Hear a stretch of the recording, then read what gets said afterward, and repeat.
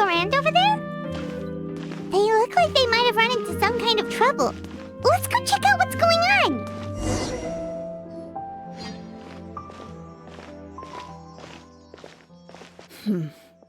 Still no dice? Not at all. And I've asked pretty much everyone in the court of Fontaine already. Lynette's ears drooped as soon as she heard that we'd have to be out and about for days on end. And Fremine, he hid himself under his helmet as soon as he realized there'd be people around that he didn't know. What about Chiori and Charlotte? I feel like both of them would be more than up to it. I've asked them already, but they're both pretty busy right now. I just gave the members of the Spina a few days off, too, so I don't want to bother them either. This is getting pretty difficult. Navia, Clorinde, what's up? Oh my. Well, if it isn't my dear partners. How are you all doing? Huh. Navia? Huh? Oh, you mean... Yep, this is our chance. Do you need our help with something? Oh, precisely. My dear partners, we've got a huge problem right now that only you can solve. Whoa, for real? Absolutely. We've already exhausted all our other options. Traveler, Paimon, would you join us and play Marechaussee Hunter Judgment Day?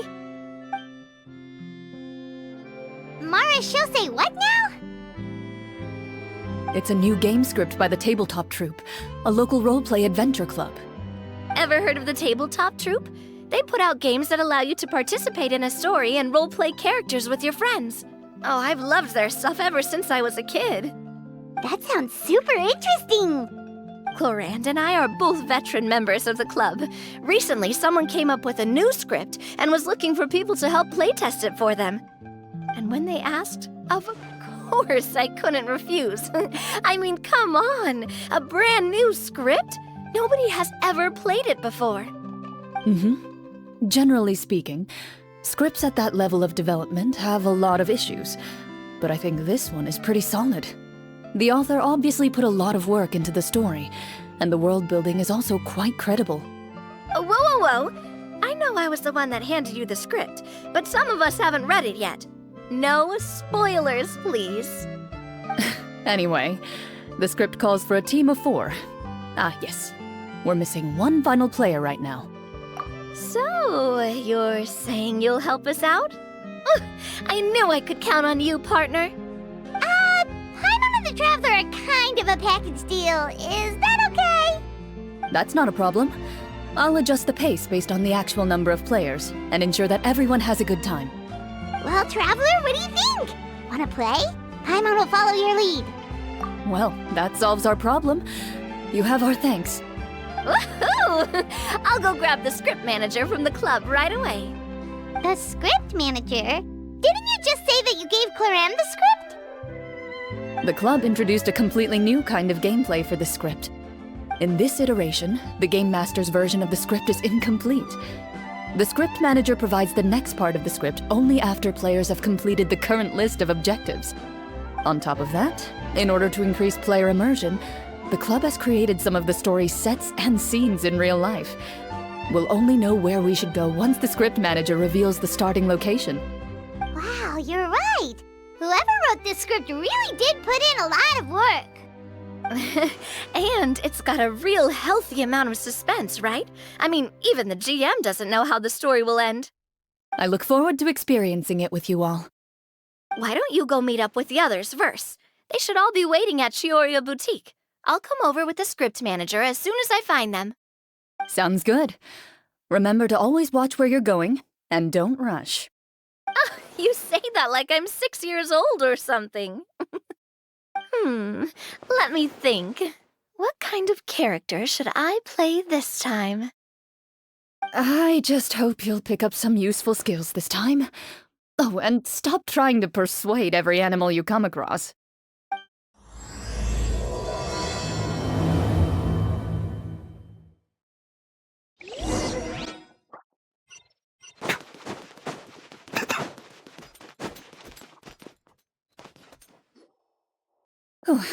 Sorry to keep you waiting. Ah, you're back! Huh? And you've got the Traveler and Paimon with you, too! What a pleasant surprise. I assume you'll be joining us for the game then? Linny, Farina! Paimon didn't know you were playing too! Are you also members of the tabletop troupe? I'm more of a casual member if anything. I haven't taken part in many formal club activities. Lynette Fremine and I play something similar at the Hotel Bouffe Tété sometimes, but I'm usually the GM. Still, I'm sure it'll be fun being a player for the first time. I'm looking forward to it. Well, I'm not a member of the club at all. Clorinde simply woke me up first thing this morning, said there was a good script worth experiencing, and asked if I wanted in. If you're interested, I can give you a referral. That should give you a 40% discount on membership fees. I think I'll wait to see how this experience plays out first, especially when it comes to the quality of the script. If it's sufficiently fun, then I'll join. Do you participate in a lot of tabletop troupe activities, Clorinde? You could say that. She's actually one of the few senior game masters of the troupe. Ah, right. I knew about that even when she was still my subordinate. It's nothing. Really, just a small hobby of mine. Wow. Paimon's so used to seeing you be all upstanding and intimidating as the champion duelist. It's kinda hard to imagine you role-playing with a bunch of friends. Surely you jest. I would never intentionally make things difficult for my players. I maintain a clear boundary between my professional and personal lives. The me you see at court represents the law and order of Fontaine. I put all personal feelings to the side and grant a fair duel to all who seek to defend their honor. But in my personal life, I'm just an ordinary person. Someone who feels anger and sadness, just like everyone else. Well, you say that, but for all the time I've known you, I don't think I've ever seen you cry. I've seen you get angry, sure, but now I'm wondering whether you were actually mad or if it just looked that way from the outside. I was probably in work mode during those times. Is that so? Well, in any case, I just feel like even in your personal life, you don't get emotional very often. So you want to see me cry? That might be a little difficult. A show of anger, though, that might be something I could accomplish. No, that's not what I meant.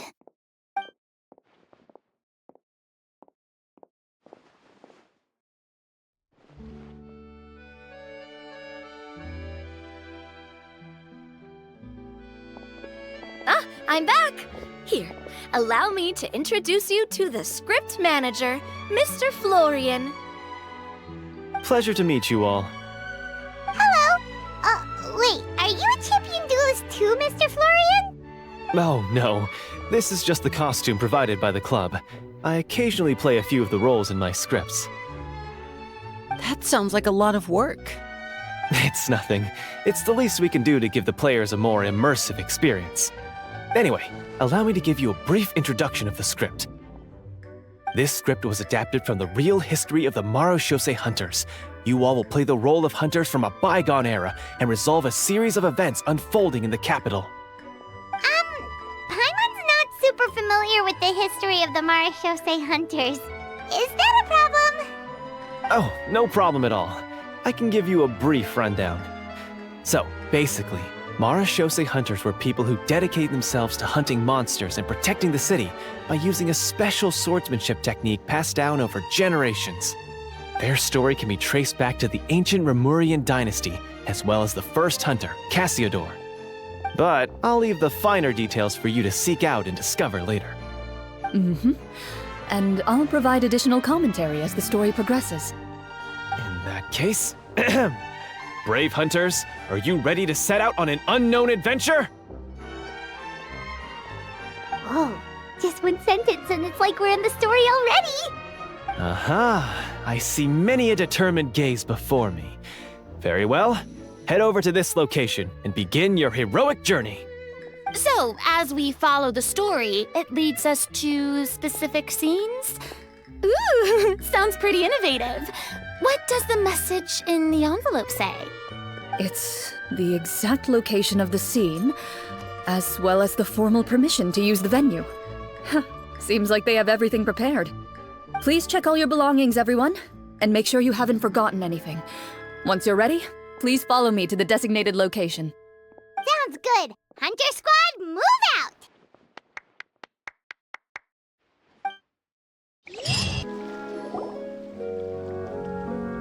Whoa, they really have thought of everything.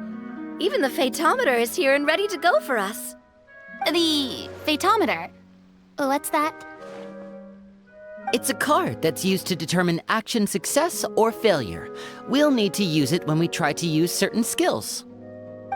And what about all the dessert and tea? Is that for us as well? That's what the message said. Really? That's so nice. It feels just like a tea party with friends. Those snacks have Paimon's name written all over them! I think you might be more of a snack hunter than a Marashose hunter, Paimon. Snack Hunter Paimon reported for duty! If there are delicious snacks to be found, Paimon will track down every last one! The desserts are great, but I'm still looking forward to the story more than anything. Very fair. Then, let us begin. First, please pick up the blank character cards in front of you, and write down your name and profession. You can find an abbreviated version of the rules printed on the back of your character card. If you have any questions, feel free to ask me. In this story, everyone is a Marashose hunter. To reflect this, the club has prepared a small badge for everyone. Ooh, nice! As hunters, you have proficiency in swordsmanship and fighting by default, so there's no need to allocate any additional skill points to those areas. Swordsmanship? So there's a fighting part to all of this? Paimon's not sure she can do all that on her own. Maybe Paimon can just stick with you? Why don't you share a character card then? The Traveler will be the Marashose hunter, and you can be his little floating assistant. Kinda like in real life. So, for the name, do I fill it out with the name of my character? Yep, it can be any name you like. You can use your real name too if you want. I do that whenever I get too lazy to think of a new name. Oh, so it would be like experiencing a different life, but still as yourself. That's not a bad idea. In that case, I think I'll continue to use the name Linny then. Next up is the skill sheet. You have a limited amount of skill points that you can use to learn a number of skills. The more points you invest in a particular skill, the easier it will be to pass associated checks. I'll take persuasion and investigation. Those are must-haves when it comes to missions like these. Oh, those skills sound like they'd be useful for gathering intelligence! Good idea, Navia! Just as expected of a veteran player. So should we also take those skills then? Not necessarily. Since we're working together as a team, we could leave the negotiations to Navia and use our skill points to pick up other useful skills. For example, I think I'll take stealth and sleight of hand. That will give us more options if we run into any situations we can't negotiate our way out of. Oh, interesting. I wasn't thinking about it like that. I suppose it's not so different from an acting troupe. Everyone has their own role to play. Let me see. I'll take arts and performance. I'm not quite sure what use they'll be, but I'm not as knowledgeable about the other skills, and I'm not too confident I'd be able to roleplay them well. Well, that leaves us. What do you want to learn, Traveler? Oh, something that'll help you get a read on other people's thoughts. Sounds useful. Ooh, so you want to help people when they're injured. That's nice of you. So what do you think? Are you sure you want to learn these two skills? Let's see. Oh, looks like you each have enough points to choose one final skill. You've all picked such classic skills. It's fine to go a little bit out of the box, you know. Why do I get the feeling she's getting ready to cause trouble? For example, this one here. Summon. Doesn't it sound super mysterious and cool? Oh, I saw that one just now as well. The description says, this skill can be used under certain circumstances to summon characters or creatures that fit the script's world-building rules. The script's world-building rules, huh? But how are we supposed to know what a Marashose hunter can summon? Oh, that's not for us to worry about, my friend. Just learn the skills that interest you, and the GM will take care of the rest. All right, you've convinced Paimon. Let's learn Summon then. Paimon can't wait to see what kind of thing shows up. Well, now that everyone's more or less finished creating their characters, we can begin. Since 2 of our players are doing this for the first time, though, let me ask. Would you like to play on easy mode or authentic mode? What's the difference between the two? Well, in role-playing games, the story sometimes changes based on the decisions of the players and the results of the Fatometer.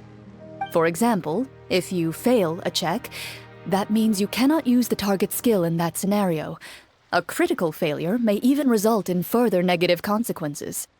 If you choose to play in authentic mode, every time you elect to use a skill, you'll need to use the Fatometer to see whether you succeed or fail, and face any consequences that may follow. If you choose easy mode instead, every check will be successful by default, and you won't have to worry about luck playing a factor.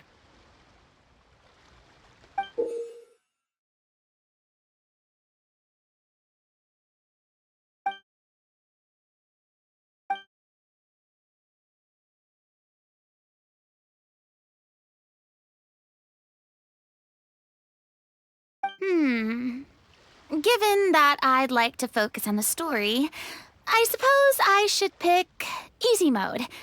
I'd feel bad if I brought the team down by failing my checks. Huh? Oh, come on. Don't worry about that. RNG is the lifeblood of role-playing games. I'm going with authentic mode for sure. Never knowing what you might have to overcome. Ugh, doesn't that sound exciting? I'd rather be mentally prepared for what might happen. All right, then I'll mark down Farina for easy mode. All her checks will be successful by default. As usual, Navia and Linny will play on authentic mode. What about you, dear partner? How would you like to play? Are you sure? Trust me, you'll see the beauty of RNG. Honestly, I don't think Clorinde would make things too difficult for us no matter what the Fatometer says. Isn't that right, Clorinde? No promises. That wasn't super reassuring. Well, anyway, enough talk. Let's get started. I want to experience at least a good chunk of the story today. Speaking of the story, why is the beginning scene on a beach? Well, that's because... a long time ago, back when human civilization was still in its infancy, powerful demons and evil sorcerers ruled over the land. They created a host of monsters and sent them to slaughter all humans in existence. Soon, a group of human rebels banded together. With their swords raised, they swore to brave the darkness, and in doing so, subdue each and every monster that sought their destruction. They became known as the Marashose Hunters.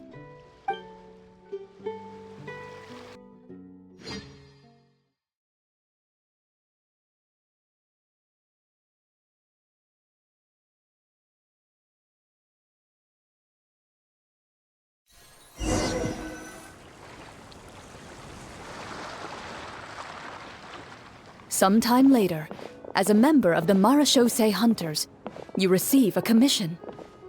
Following the address provided on the message, you take a boat and arrive at this strange city. As you inhale, you can taste the slightly salty air of the docks As you begin to survey your surroundings, there aren't many people in the vicinity, but you do take note of a few others who, like you, seem to be sizing up this place.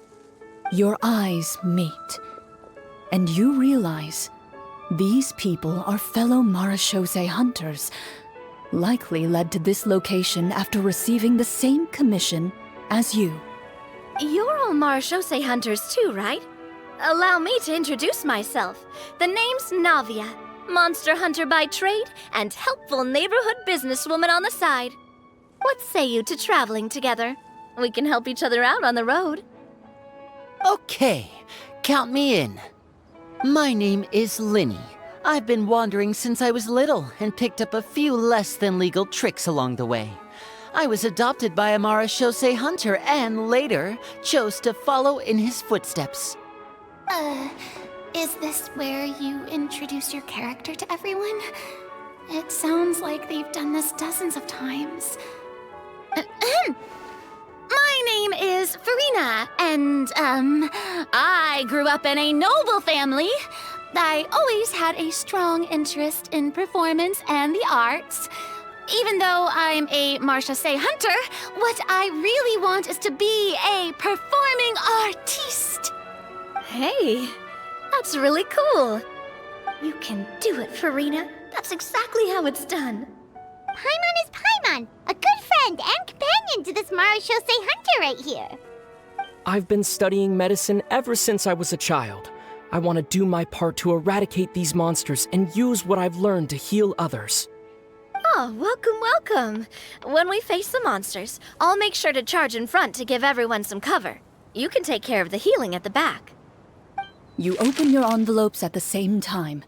The message reads, "To the honorable and trustworthy Marechaussee hunters, our kingdom is currently facing a grave crisis. The lands outside the capital have been overtaken by monsters, and our people are being led astray by forces of wickedness. We beseech you, please help us resolve this crisis and return peace and stability to our home." Huh. The layout of this city looks super familiar. It kinda reminds Paimon of Mondstadt! The scriptwriter must have used a real-world city as a reference when coming up with the map. As experienced hunters, the layout of the city reminds you of places once traveled. You recall the sight of tree-lined streets and the gentle tranquility of days gone by. Yet, as you regard the city in front of you, it appears to be little more than an empty shell. Its hollow gates are open to you, beckoning you to come forth and bring salvation back to the town. I carefully read every line of the letter and turn my attention to the signatures at the bottom. Who issued this commission to us? You see a long string of unfamiliar names.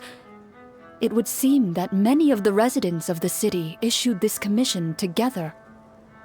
They sensed that things were not right within the kingdom and sent a distress signal to the outside world. In that case, why don't we take a walk around the city and see if we can learn anything from the local residents? Oh, good idea. We might be able to get some leads on the monsters and bad guys we're after. You look up and see a tavern nearby. It appears to be open for the day. Why don't we go check out that tavern? If the novels I've read are anything to go by, taverns are usually full of information.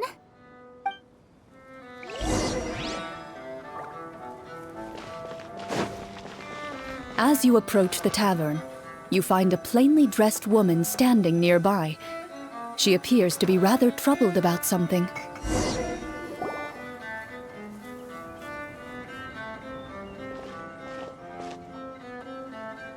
Greetings, friend. Lovely weather we're having today, don't you think? Oh, hello. I suppose you're right. The weather today is quite lovely. If only those monsters out there would stop causing trouble. It seems like every character included in the script has a certain amount of useful information to offer. If we keep asking questions, we might be able to get some good leads. Oh, come now, don't be sad. Life is all about optimism. Oh, that reminds me. What did you have for breakfast this morning? Huh? I don't think that's the kind of question we're supposed to ask. Nothing turns a frown upside down like good food. How about some macarons? I could make you some. You didn't even take cooking as one of your skill proficiencies. That's not necessary, miss. Excuse me for saying this, but you don't really look like a chef. Besides, I'm not really a fan of sweets. So you're someone who barely smiles and doesn't like sweets. You're really starting to remind me of this one friend of mine. Hey! Did she just... me? Clorinde must have broke character for a second. This isn't getting us anywhere. Traveler, maybe you can think of something.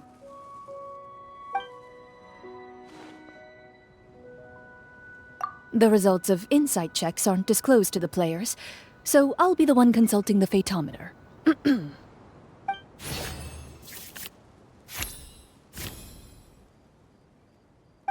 You recall all the lessons you've learned in your time and begin to carefully observe the woman's mannerisms. You notice that when she's quiet, she has an empty look in her eyes, as if her thoughts have drifted to a place far, far away. And when she speaks, she often subconsciously reaches out to touch the ring on her left hand. So you noticed. That's a little embarrassing. A horde of monsters suddenly appeared near the capital recently, so all the guards were dispatched to fight them.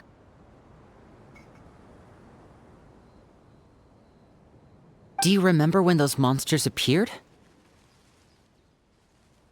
I'm not completely sure.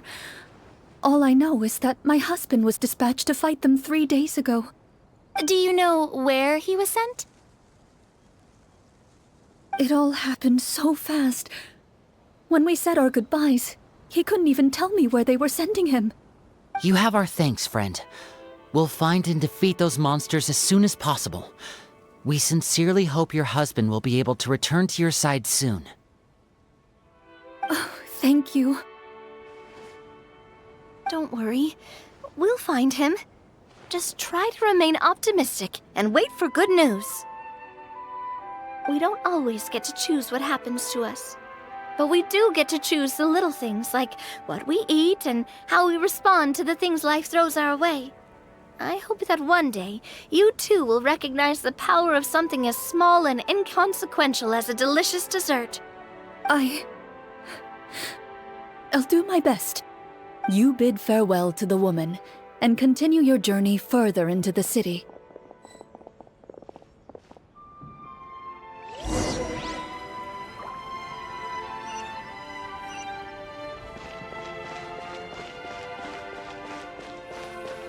As you venture further into the city, the streets appear largely empty.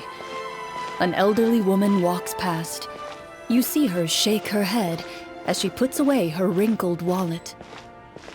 A nearby merchant folds his arms and gives you a disdainful look. You get the impression that he's someone who has long gotten used to the sight before him.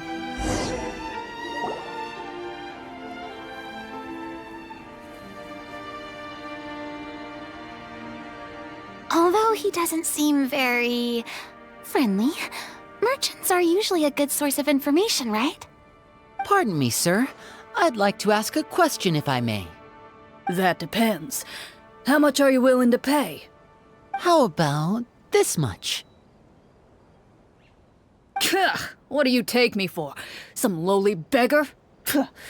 You can't even buy half an onion with that amount. Surely an onion can't be that expensive, right? What do you know? War's nearly upon us. Everything costs several times what it did before. If you're not gonna buy anything, then scram. Whoa, what a nasty guy. Maybe we shouldn't even bother talking to him. But he still might have information we need. Traveler, can you think of something? Sir, we came to this city to solve the very problem you seem to be referring to. The war you mentioned, would it happen to be against the monsters outside the city? If you happen to be well informed and know a thing or two about what's going on, we'd appreciate it if you could share that information with us. After all, the sooner this problem gets resolved, the easier it will be for you to do your business.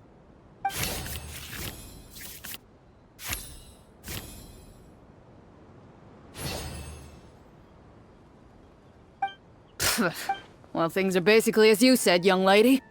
Those monsters are camped outside the city, and they've been destroying all our trade routes. We have limited reserves within the city, so if this continues, we're all gonna be in big trouble. Wait, you're saying no one has put a plan in place to distribute supplies or maintain order? We could all starve, and those nobles in the palace wouldn't even break a sweat. Who knows? Maybe they've been in cahoots with the monsters all along. That is concerning. All right. That's all the information you need, right? Off with you now. I've still got business to do. You know, if you smiled a little more, you'd definitely get more business. And I bet that would make your life just a little bit sweeter. I'm not saying it's guaranteed to work. It's just a tip.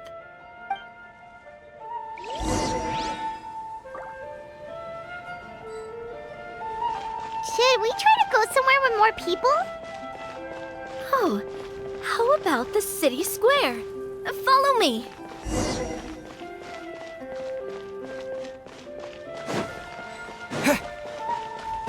Before you lies the city's central square. You see a man with a slightly anxious look on his face, pacing back and forth, his head hanging low. He doesn't seem to notice your approach. Still immersed in his own thoughts, he shakes his head and lets out a long sigh. This guy seems promising enough. Maybe I can get some information out of him. Hello, sir. Is there anything I can do to help you? Wait, you're... I'm... Oh, dear goodness! You're a Marashose hunter! You recognize us? Ah, are you one of the people who wrote the commission letter? Yes! Oh, I didn't expect you to actually come. Oh, what great news! The city is saved! What happened here? Alas, we once lived comfortable, carefree lives. This city used to be free of monsters. The first Marashose hunter, Casiodor, the Golden Hunter, he was the one who drove them back. However, monsters have once again surrounded the city. Perhaps the seal that kept them at bay has lost its power. Or perhaps an evil sorcerer has been meddling in our affairs. All I know for sure is that their return has stripped the city of any chance at peace. Are there not enough soldiers to drive them out? It's not a question of numbers. The guards simply have no idea how to deal with them. Most people my age have never even seen one of the monsters, much less been trained to fight against them. What's worse, many of us don't even know the history of the Marashose hunters anymore. When I was a child, though, my grandfather would tell me stories about how the Marashose hunters drove back the monsters. So, on the off chance that something might come of it, I decided to reach out to you. To be perfectly honest, I was starting to think all those stories were just tall tales. But now that I've seen you in person, I finally know that it was true! Well, you can rest easy, friend.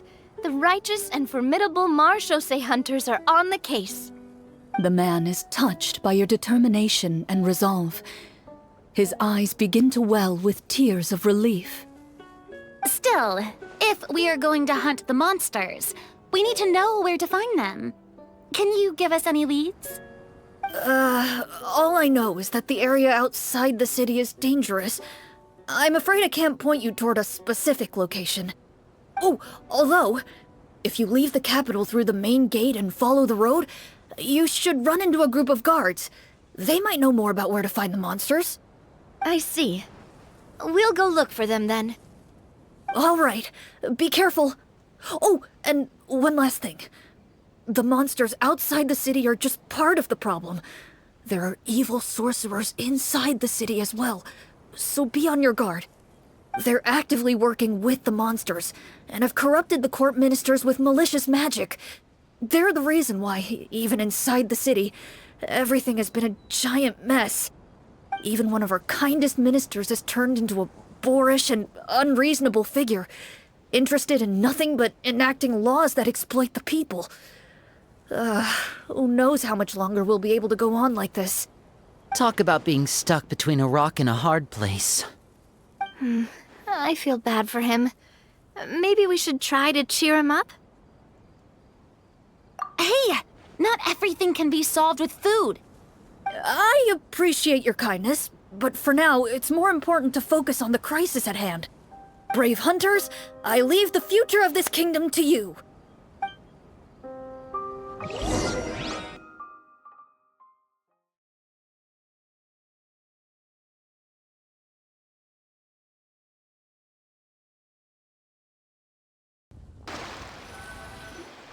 If I understood correctly, there are currently 2 problems in the kingdom that need solving, right?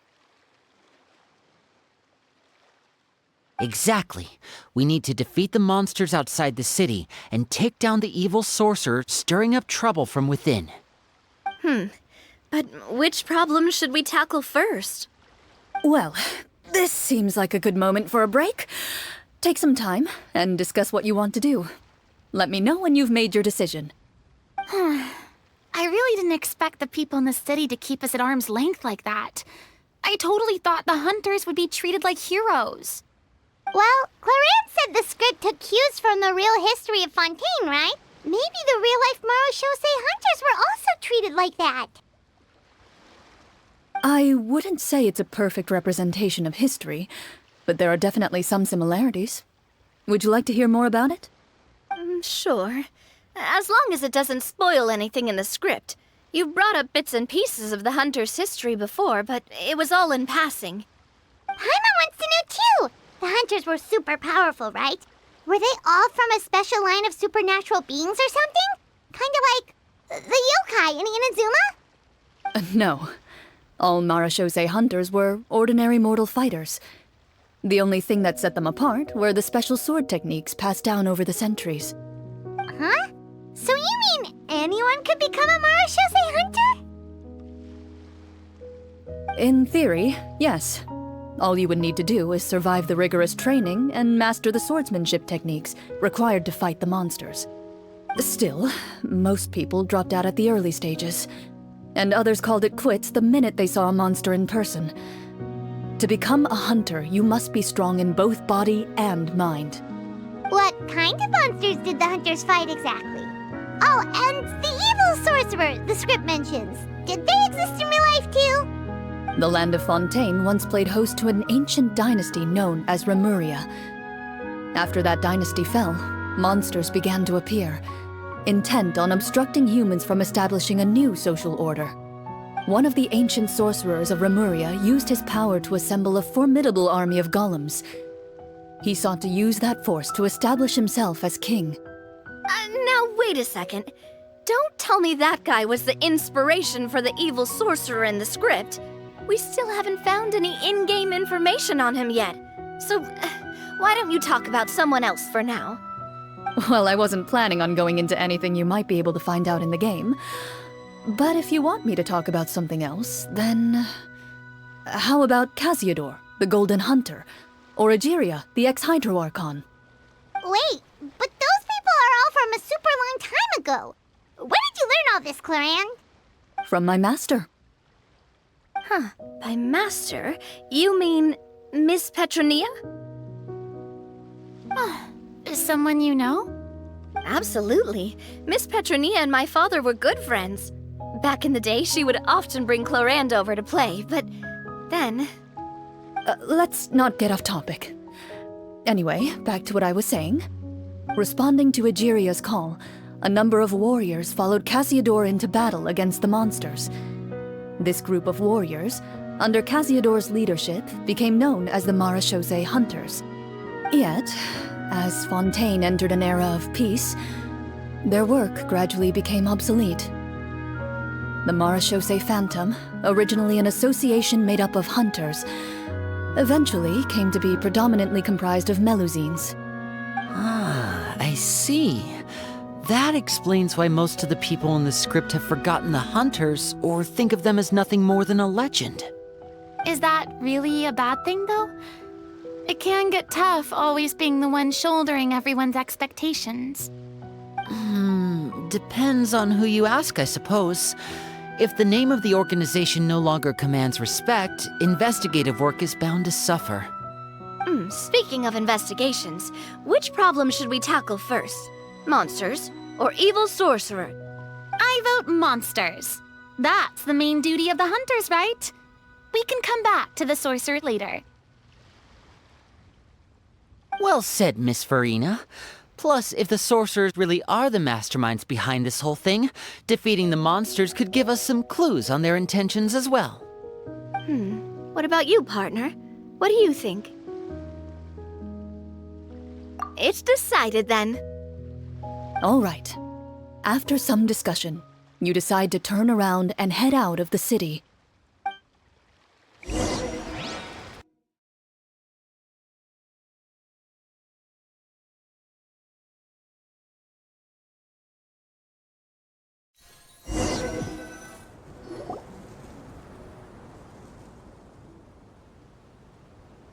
Let's take a look around, like that guy said.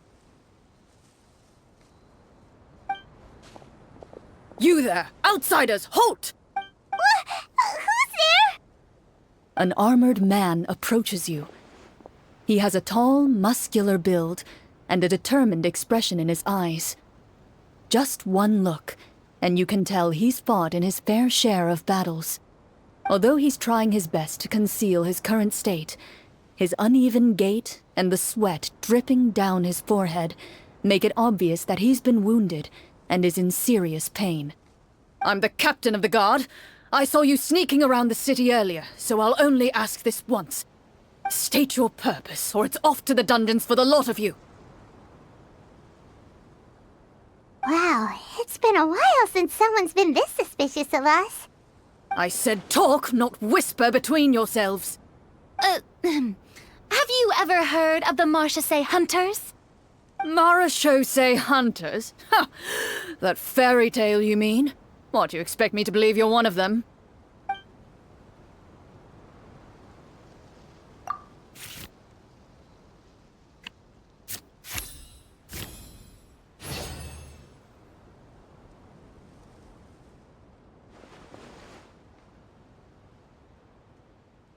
Using your knowledge of medicine, you're able to deduce that the injury on his calf was a monster's doing, and the wound has already begun to fester.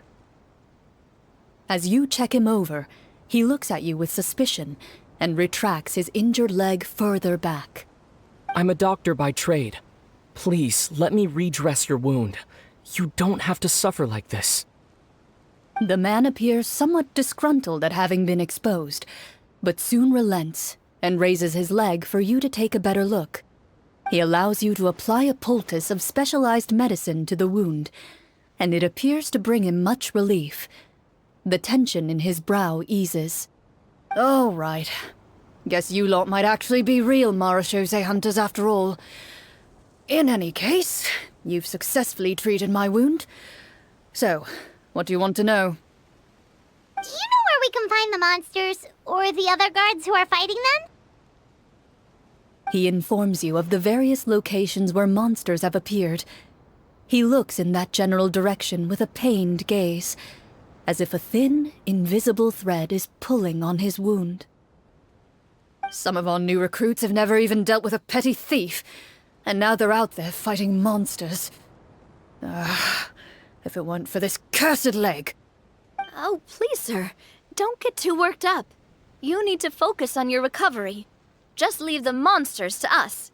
We're Marechaussee hunters, after all. Hearing you say that, a glimmer of hope flashes in his eyes. But it disappears almost as quickly as it came. Those monsters aren't easy to deal with. But if you insist on going, I won't stop you either. I just hope all the guards will be able to come back to their families alive. I wish you the best of luck.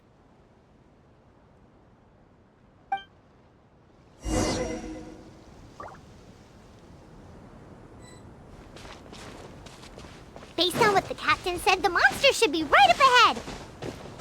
Let's go. Hopefully we're not too late.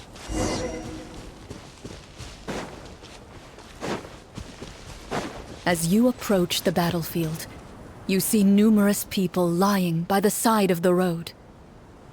They appear to be dressed like guards. Their faces are filled with desperation and terror. Some are screaming and cursing in vain, as if still trying to banish the monstrosities they saw from their minds.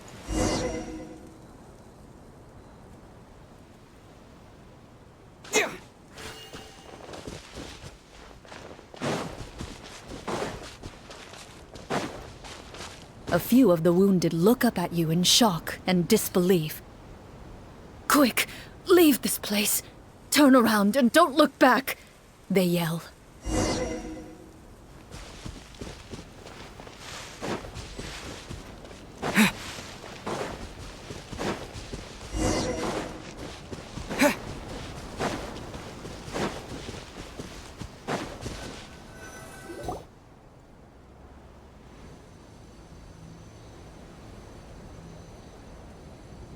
This is the place he mentioned, right? You see broken iron swords scattered all around you, and downed trees riddled with terrifying claw marks. All the signs point to one thing. A truly devastating battle just took place here. Be on your guard, everyone. The monsters might still be around. Before you can finish your sentence, you hear rustling sounds from the surrounding bushes. The monsters have emerged. They close in on you without fear. You get the impression that, in their bloodthirsty eyes, you're just another meal for them to devour. A little help here! This thing wants to eat Paimon! Your battle round begins now.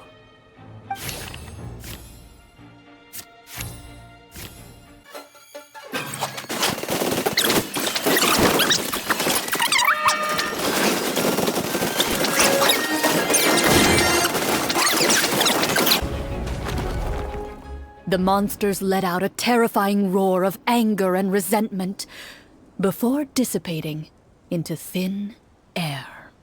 Ugh, thank goodness it's over. We're lucky the Marashose Hunter class came with all those preset skill points. Otherwise, we would have been in some real trouble. I never knew the Fatometer even determines the amount of damage you inflict. If you get unlucky, isn't it just game over right then and there? That's part of the fun. The uncertainty of fate is what gives these games their appeal. Just as you begin to celebrate your victory, a suspicious lump on the ground catches your attention. A suspicious lump? Wait, could it be the thing that appears after every battle? I walk up to it, crouch down, and begin to carefully examine it. I've still got my right glove on, so it should be fine for me to touch it, right? As you investigate the mound, you discover that the exposed portion appears to be made of wood.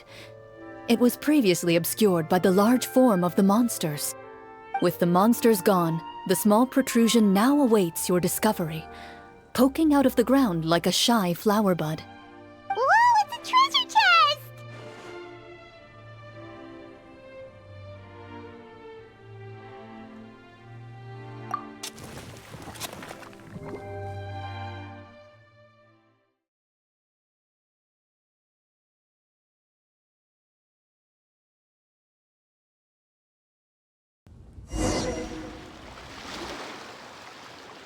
With everyone's help, you successfully excavate the wooden chest from the ground. Even without opening it, you can tell from the mora and jewels scattered around the chest that it must contain quite the fortune. Makes sense. We worked hard for this. Let's open it and we can share what's inside!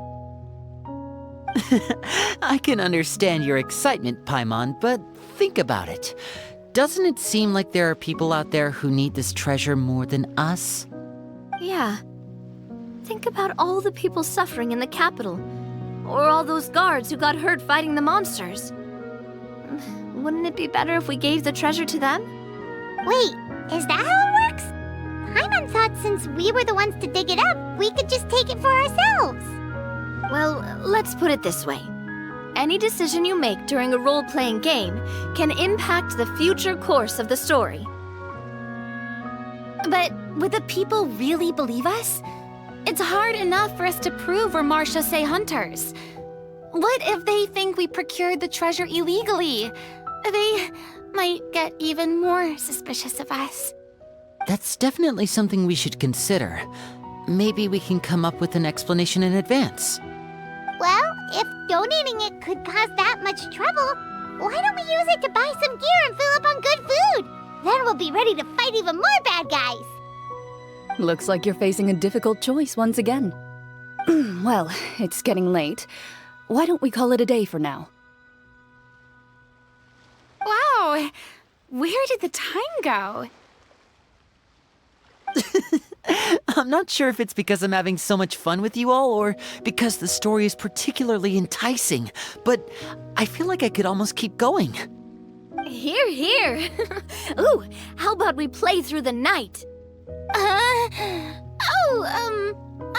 not sure I'll have enough energy for that. Yeah, that won't work for me either. Lynette will give me an earful if I get home too late. I understand how you feel, Navia, but we have to change venues for the next part of the story anyway. Huh? Another location? There's a special note for the GM at the end of this section that says to proceed to an indoor set for the next part of the script. Whoa, they really pulled out all the stops for this new script. Well, even if we end the game for the day, we can still stay a little longer and hear Clorinde finish her story, right? Paimon wants to hear more about the history of the Hunters. Something tells me you just want to finish the free desserts before we break for the day.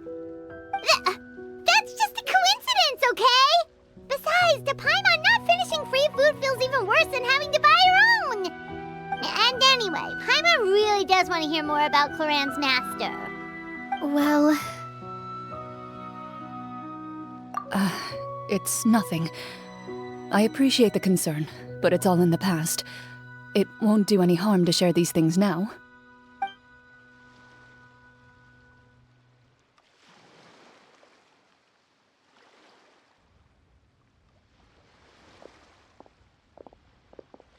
My earliest memories are of living with Master. According to her, she saved me from certain people of ill repute. My birth parents had left me behind some time before that. What a heavy beginning for a life story. Master was a fascinating individual, if inexperienced in the ways of raising children. My first ever toy was a short sword. Although I suppose it wasn't so much a toy as something Master removed from her waist and handed to a noisy child in need of distraction. Oh, wait, so she handed an actual sword to a child? Isn't that dangerous? Did you hurt yourself? Of course I did. I cut my palm and bled quite a lot. But Master was not concerned. She just stood there and casually lectured me about it. See, that's what you get for not holding the sword properly, she told me. She then crouched down next to me and said, "Give me your hand. I'll teach you to bandage this wound. After that, it's time to learn how to truly hold a blade." Excuse me for asking this, Clorinde, but how old were you exactly when all this happened? Probably around, 3, give or take. 3? Isn't that when most kids are still struggling to hold a fork? As I said, Master was rather inexperienced in the ways of raising children. She believed trial and error was the best way to teach a child what they're capable of. I'm not so sure this is a question of experience. I didn't see anything wrong with her ways at the time. And anyway, children don't get to choose how they're raised. Oh, she did bring me back a pet from Liyue once. It was a Geovishap hatchling. A Geovishap hatchling? For a pet? That seems even more dangerous. What she said was this: make sure to get along, you two. If you really can't agree on something, just settle it with a fight. Whoever loses is the real pet. And how old were you when this happened? 5. Well, did you win? No, I lost. So you're saying you actually became the Geovishap's pet? Yes, but only for a week. By the end of that week, I defeated it in combat, and we've shared a cordial relationship ever since. That really doesn't sound like the kind of childhood someone should have. Later on, I gradually understood that Master most likely didn't know any other way to raise a child. She was a marechaussee hunter, but I never heard her bring up her own parents. Thanks to her, I learned how to navigate the forest by the age of 6, and could hunt monsters in the wild by myself the year after that. Even though the training she subjected me to was strict, she always made sure to take me traveling when she had the time. We met many of her friends during those days. That was also how I met Mr. Callis and his family. I still remember the first time we met. You were too scared to join our picnic and hid behind Ms. Petronia the whole time. I still hadn't really met many children my age at that time, so I didn't know how to interact with others. After that, though, you started coming over a lot. You loved challenging people to shooting competitions, remember? I don't think many members of the Spina ever beat you in one of those. I had a lot of fun during those days. I enjoyed them too. Oh, do you remember that one time we went exploring around the Spina together? We overheard Papa call your master Fontaine's Protector of Justice. We tried to pretend like we never heard anything, but you nearly let it slip that one time.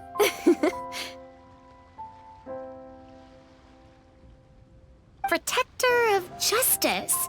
Oh, wait, you mean that vigilante hero from 20 years ago? The one who was always active at night? Yep, that would be her. She often would put on a black cloak and go out at night. I never knew where she went or what she was doing. Until, like Navia said, we overheard the truth from Mr. Callis that night. 20 years ago, huh? I still remember the guards leaving all kinds of witness reports about her on Nervalette's desk. My apologies. Oh, there's no need to apologize. You had nothing to do with it. And anyway, everything she did was for a good cause. Although, calling herself the Protector of Order was a bit much, especially when she deliberately operated outside the law. Huh? When did the Protector of Justice become the Protector of Order? Oh, she had a bunch of code names. I heard she would just come up with a name on the spot whenever she was asked. Later on, she probably got sick of answering those questions and decided to stick to just 2. The Protector of Justice and the Protector of Order. That sounds like her, all right. I bet she forgot which of the 2 she'd use by the time she got back each night. Well, she certainly sounds like a fascinating individual. With her strong sense of justice, it's no surprise her student followed in her footsteps. It's true. I always wanted to become like her. Someone powerful, independent, and with a strong sense of conviction. But...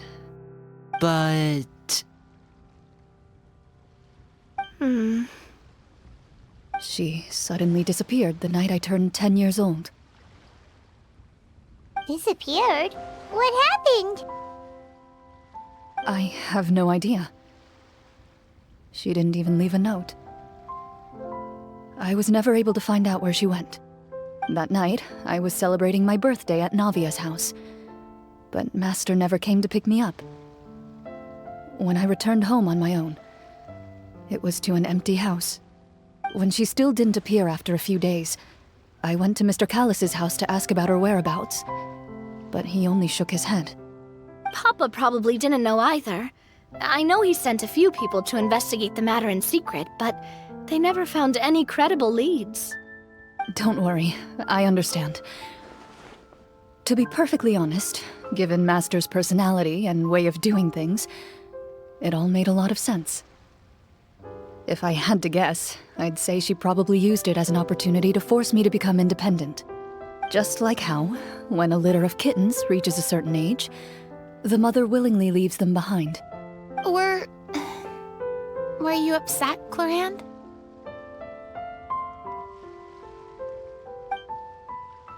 I was at first, but not anymore. I don't believe Master would suddenly disappear for no reason. There must have been something she just had to do. Well, despite everything, you still managed to follow in her footsteps and become the greatest champion duelist in all of Fontaine. You're practically a living symbol of law and justice. I suspect my position would be far too by the books for her. Master always did whatever she pleased.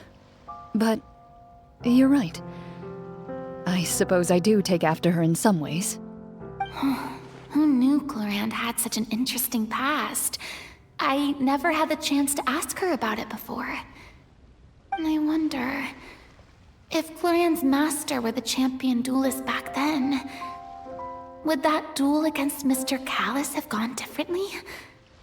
Oh no.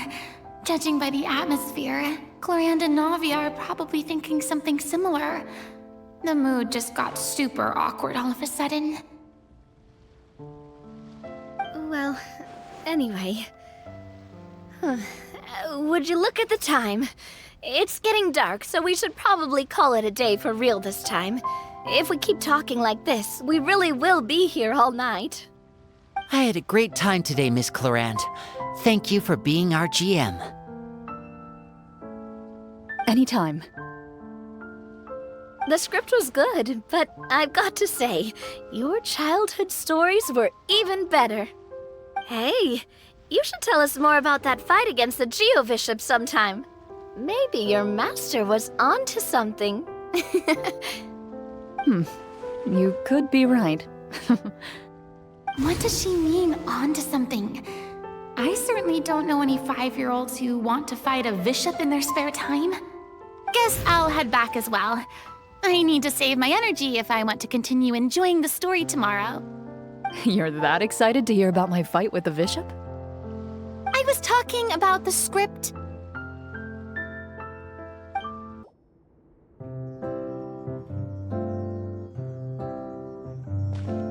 Looks like everyone's here. Now, before we begin, why don't we finish where we left off yesterday? There was an important decision to be made, yes? I'll pour everyone a cup of tea. Is that really the most important part, though, Clorinde? Paimon's more concerned about our current surroundings. Heavy walls, cold railings, dim lights. This is obviously supposed to be a prison. I admire the work put into the set. Still, it's obvious the scriptwriter has never paid a visit to the fortress of Meripede. So this set is going to be a part of the script? Unfortunately, that is something I can neither confirm nor deny. Anyone think Clorinde's smile is starting to look kinda scary? Well, whatever happens, we'll just have to push on. But first, we should really figure out what to do with this treasure.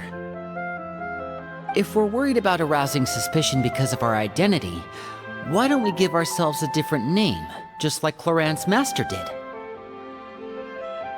Yeah, it might be better to keep a low profile. As long as we're helping people, it doesn't matter who we are or what we're called. Staring at me won't get you anywhere. Or did you want some more tea? Oh, Paimon's good. Thanks. Why aren't you saying anything, Navia? Wait, what's that next to you? Oh, this is the short sword Clorinde mentioned last night. I found it. Huh. I'm surprised you managed to track it down after all this time. Well, I made sure to take good care of it, considering the circumstances in which you gave it to me. Of course I had to keep it safe. Anyway, where were we? Oh, right. I was just thinking about all the potential ways for us to break out of prison. We could dig a tunnel, Or try to bribe the guards. Wait, we haven't been thrown into prison yet, have we? Well, it's only a matter of time. It pays to be prepared. Just like how you should always have an umbrella on hand, even when it's sunny. All right, Paimon's made up her mind. Let's just give the treasure away. Paimon may have wanted to keep it, but if it's going to land us in prison somehow, Paimon will be too upset to enjoy her snacks. So, you've reached an agreement? All right then, we can continue with the story. Oh, and we'll collect all the scattered pieces of treasure on the ground as well. All right. You collect the treasure and make your way back to the capital with your bag of loot in hand.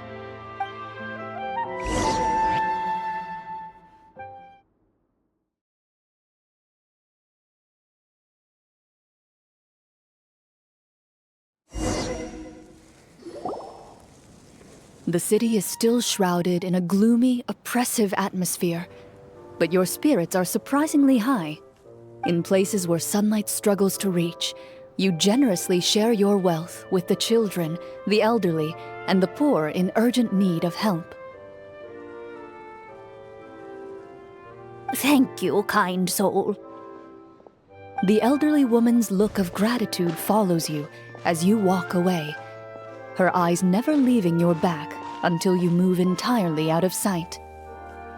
However, there's still quite a bit of Mora remaining. It appears you haven't made much progress. She's probably trying to tell us to speed this up. We need to hurry up so we can address the sorcerer problem.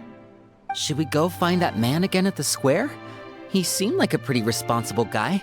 I'm sure he knows the people here far better than us. Oh, good idea! Just as you start to make way to the square, intent on finding the man again, there's a voice.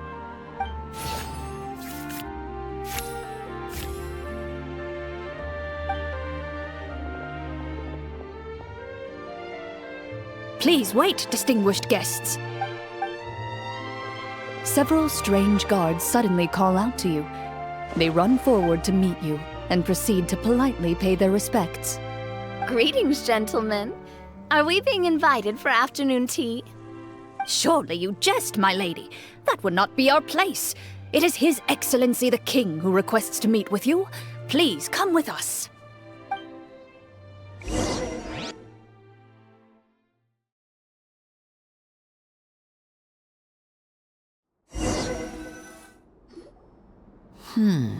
Do you think this could be a trap? Well, we have to investigate the court at some point, right? Meeting the king himself would be a fantastic opportunity to do that. I say we go for it. If something happens, we'll just turn the whole place upside down. That sounds a little intense. After a quick discussion, you nod to the guards and agree to follow. They lead you all the way to the audience hall of the palace. Gilded tables line both sides of the hall. The space itself is adorned with all manner of expensive antiques, glass shelves, and silver candlesticks. The items appear quite ordinary in size and dimension, yet their presence somehow makes the emptiness of the hall feel even more surreal and ominous. Wow, it's so luxurious! The elderly king, clad in a magnificent robe, sits upon the deep crimson throne before you. He wears above his head a majestic crown, with a gemstone the size of a bird's egg set right at the very front. As you observe it, you see a complex pattern of light reflect off its surface. They're here, Your Majesty. A man dressed in dark clothes, likely a minister, shields his mouth with his hands and bends down to whisper a few words to the king. After a moment, he lowers his hands and stands back up. His gaze shifts to fixate on your group, but he does not move from his place at the king's side. The king does not appear entirely aware of his surroundings. The man by his side, though. We should keep a close eye on him. The king remains still and says nothing. The minister is the one who speaks. Esteemed guests, allow me to thank you for coming to our faraway kingdom. Unfortunately, His Majesty the King finds himself quite exhausted from work. So please allow me, his Prime Minister, to welcome you in his stead. I've heard tell that your group, the Marechaussee Hunters, used your exceptional ability with the sword to repel the monsters near the capital. Such a great deed deserves to be rewarded. However, seeing that I was not fortunate enough to observe such a feat with my own eyes, you'll forgive me for seeking to verify the truth by speaking to you myself. Well, we've got nothing to hide. You brought us here to talk, right? So we'll just explain what happened.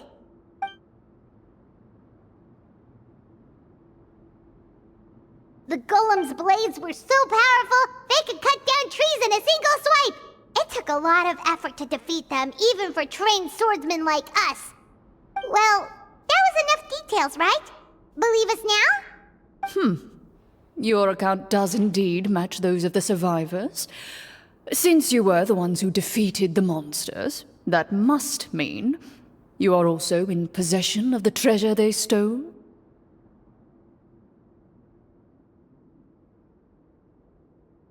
Well, we did take the treasure, but...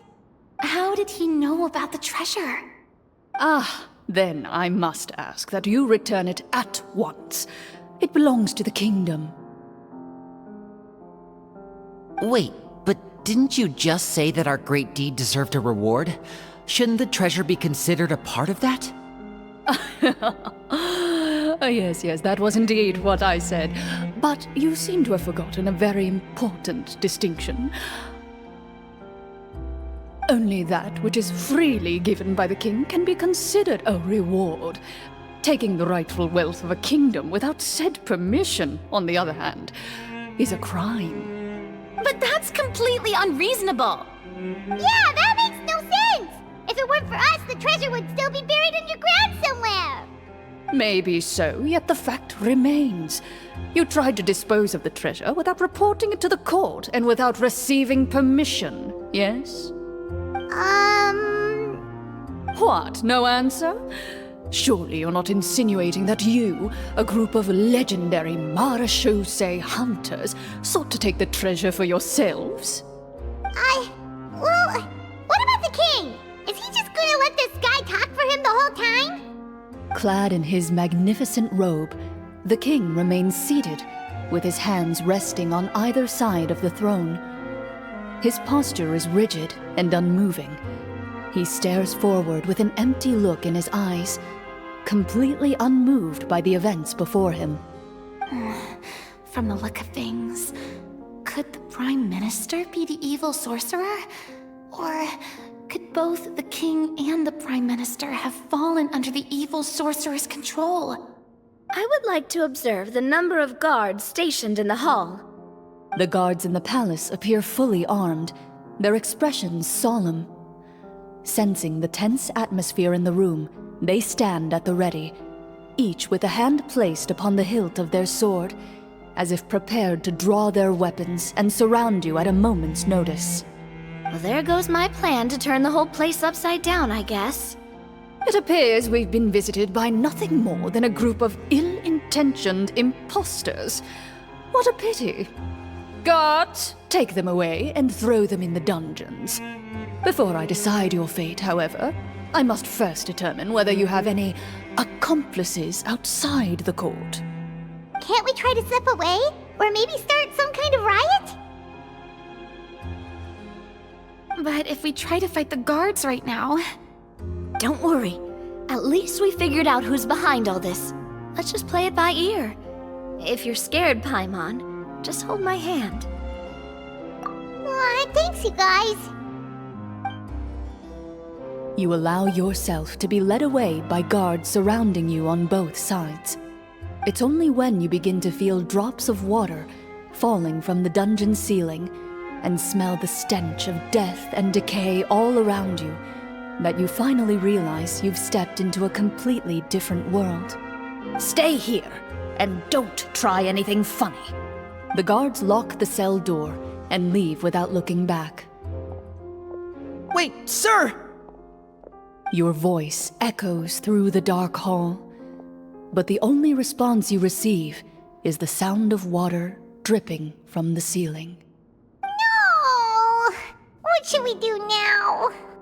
Carve out a new path of fate with our own two hands, of course. I draw my weapon. You reach toward your waist, but find nothing there. You now recall that your weapons were confiscated before the guards locked you in the cell. The bag of treasure along with them. What about that knife I hid in my boot? When did you hide it in there? When I was thinking about digging a tunnel. Rejected. You failed to inform the GM of this course of action. Moreover, the guards would have conducted a thorough search before throwing you in prison. And the keys to the cell aren't anywhere to be seen? Correct. You don't even feel a lock hole on the cell door. Oh, well, there goes all our plans. Indeed. Huh? Why are you the one saying indeed? Because that statement holds true for me as well. This is where the script ends. What? But that's a terrible ending! Generally speaking, this should be the point where the scriptwriter gives the players some kind of hint, or gives the GM some kind of code for how to move forward. I mean, maybe they just really wanted us to be immersed in the feeling of being in prison? Like, they'll only show us the way out once we've grown truly and utterly desperate? That is a possibility.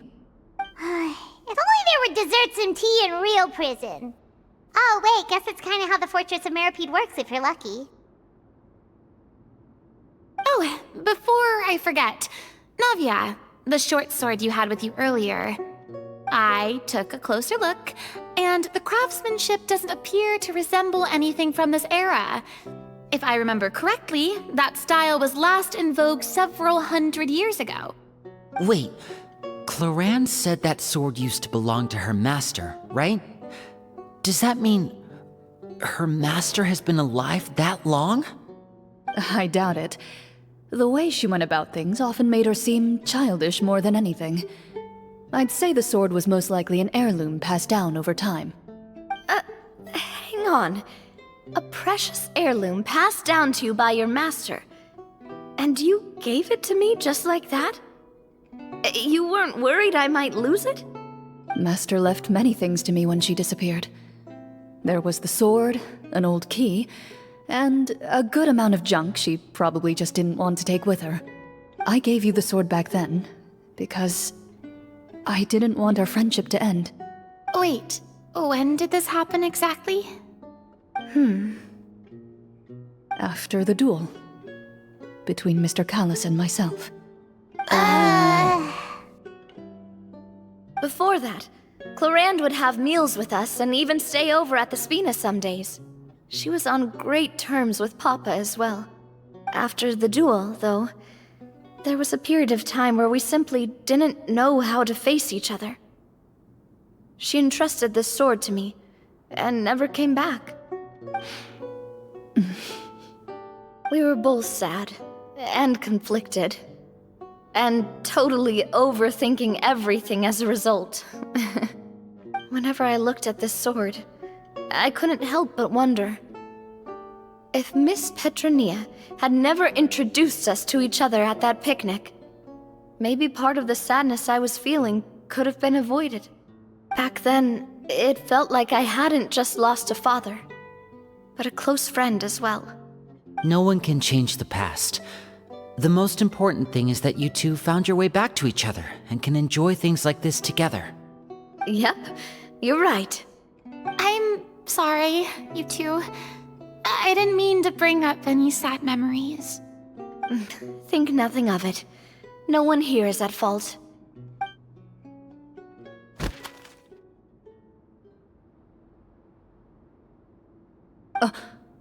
Huh?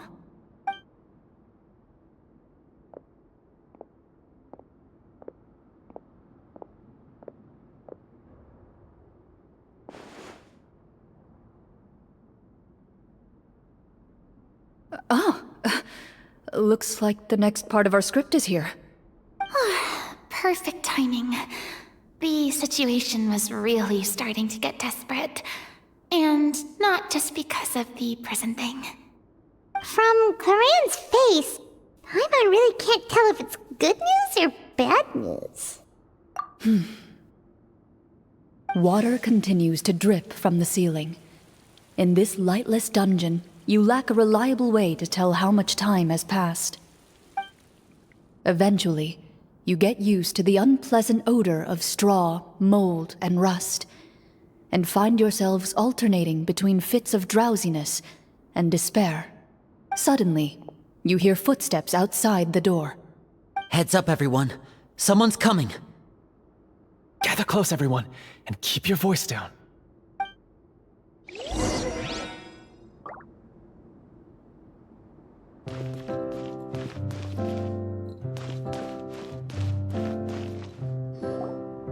Who are you?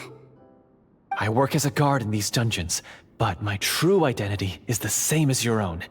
I'm also a Marashose hunter. Huh? Shh. I've already sent away the other guards, but if we make too much noise... I understand, but how can we be sure we can trust you? The king has issued a formal decree. In light of the irrefutable proof of your crime, you're to be executed before tomorrow's sunrise. If you want to escape, it has to be now. Executed? We barely did anything! Monsters appearing at the same location as the treasure. Could this entire thing have been a trap? There will be time for speculation once we're out of here. As for my identity, I have no way to prove that to you just yet. Infiltrating the capital was difficult, and finding a chance to speak with you has taken a lot out of me. I could go on, but I think we can all agree that now is not the time for details.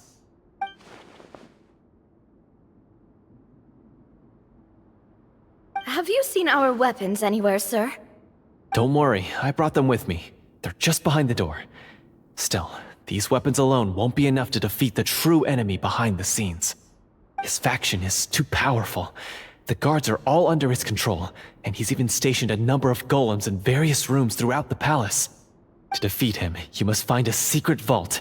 It is said that within that vault, the Marashose hunters of the past left behind a treasure with the power to defeat the sorcerer. You're not coming with us? No, I'll remain in the dungeons to deal with the guards. I'll try my best to distract them so they don't go after you. As long as my identity is not revealed, I'll be able to aid you when the final battle comes. In that case, please stay safe. Thank you for your concern. I will do my utmost. As for the location of the vault, here, this map should lead you there.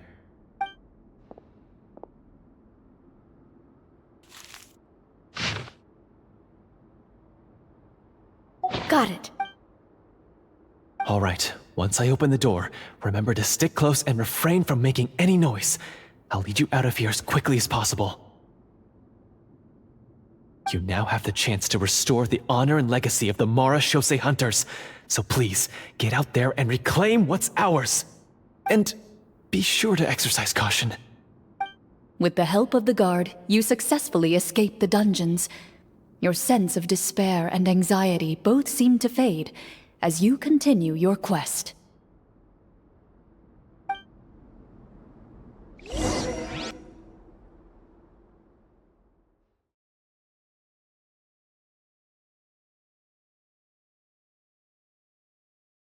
Wait, we didn't get to use our skills at all while we were in prison. Who knows when we're gonna get the chance to use that cool summon spell? That is a pity, but we can only continue to move forward.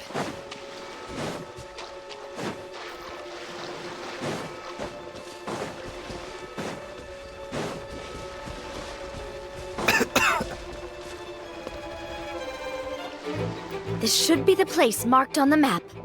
This bit of rock certainly looks suspicious. Well, I'd say an investigation's in order then. Plus, if all else fails, we can just blow it up. Wow, you really meant that! Before you lies a serene stretch of open water, its surface shimmering a brilliant shade of sapphire blue. Well, guess this means it's time for a swim!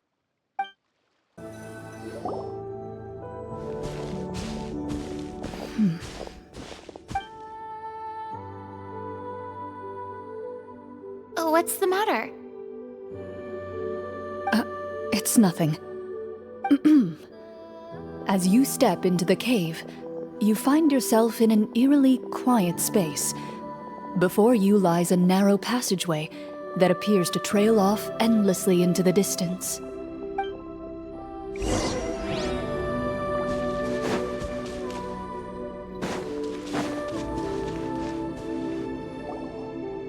Wow, this must be where the treasure is hidden. But this door is blocking our way in. It almost looks like it's been here for quite some time. I've got to hand it to the tabletop troupe. They really went all out with the props. Huh. What have we got down here? A kind of mechanism connected to the door? Ah, it looks like we might have to arrange it into a certain pattern. A pattern on a stone door. That's something Master mentioned before. Is something wrong, Clorinde? After a long, difficult journey, you finally arrive at the location indicated by your map. It appears to be an ancient site of some sort, where treasure likely awaits.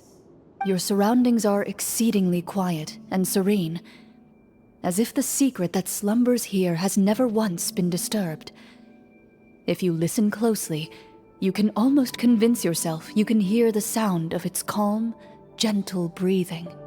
That description makes Paimon feel kinda bad for disturbing this place. We're doing this for the sake of the people, to free them from the evil sorcerer. I say it's time for this treasure to once again see the light of day. Linny's right. We need to keep going. The future of the kingdom depends on it. The next part of the story requires us to solve the puzzle, right? Let's start exploring the area. Yes, that should be fine. Something feels off about all this. Guess I'll just have to improvise.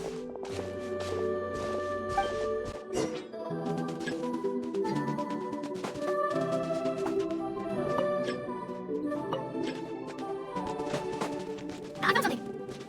Found something here too. See here. How are you guys?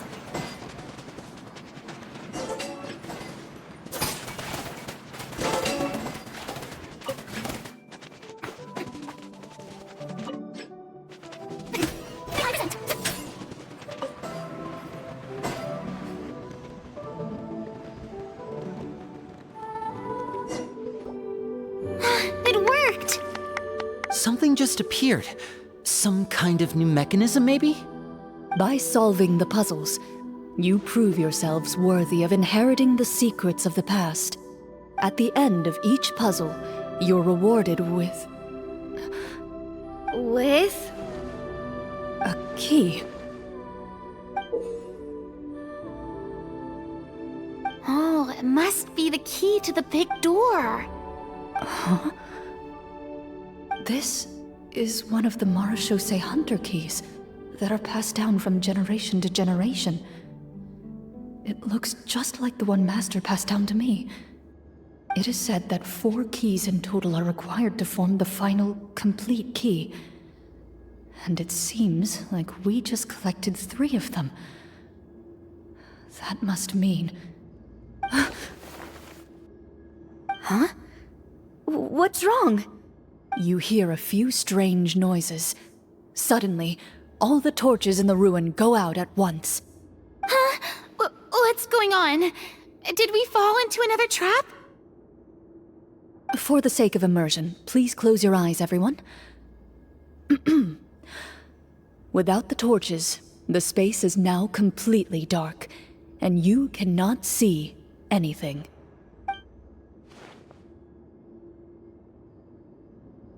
But Paimon can still see a little bit over here. Oh, right, sorry. Suddenly, you hear the sound of footsteps pierce through the darkness. There's someone else here? Oh, this is so unsettling. I can't see anything. I've been discovered then. Wait, that voice, it's... You recognize the voice as belonging to the guard who led you to this place. It appears he now covets the treasure for himself and has come to stake his claim. Oh, so this is just part of the script. Then I can probably relax. Well, if we can't see anything, that means we can't fight to the fullest of our abilities. Should we retreat for now? Judging by the way he's holding his sword, he must be a real Marechaussee hunter. But this isn't part of the script. Retreat? That's not the hunter way. If it's dark for us, then it's dark for him. We choose to fight. Your choice is noted. Please keep your eyes closed until I tell you the torches have been relit. This battle will be in the dark. You got it! Well then, let us begin.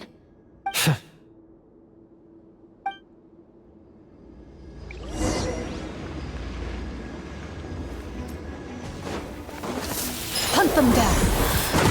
I'd like to try to hit him with my sword. Your strike is successful! You're facing a veteran Marechaussee hunter! Is he still standing? Goodness, he sure has a lot of HP. Ready.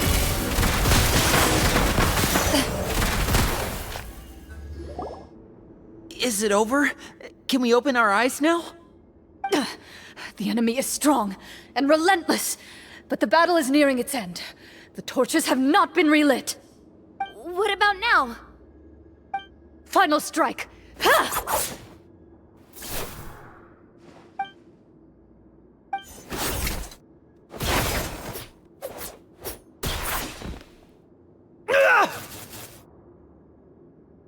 Well, did we get him?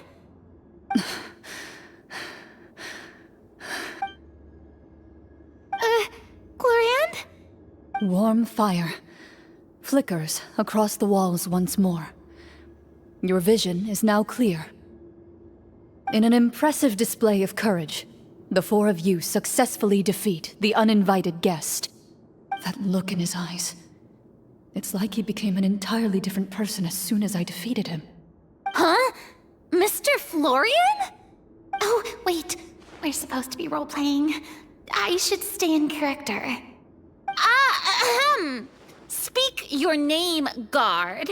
Why did you lead us here just to betray us? Is this treasure really more important to you than bringing peace to the kingdom? What kingdom? What peace? Those were nothing but lies! I, Florian, am a true Marechaussee hunter, descended from hunters of ages past. So he's also using his real name. Or, wait, was that the name of his character from the very beginning? Then I'm even more confused. If you truly are a Marechaussee hunter, shouldn't you want to help us just like you said before? Shouldn't we fight together for the sake of the people? What do you know?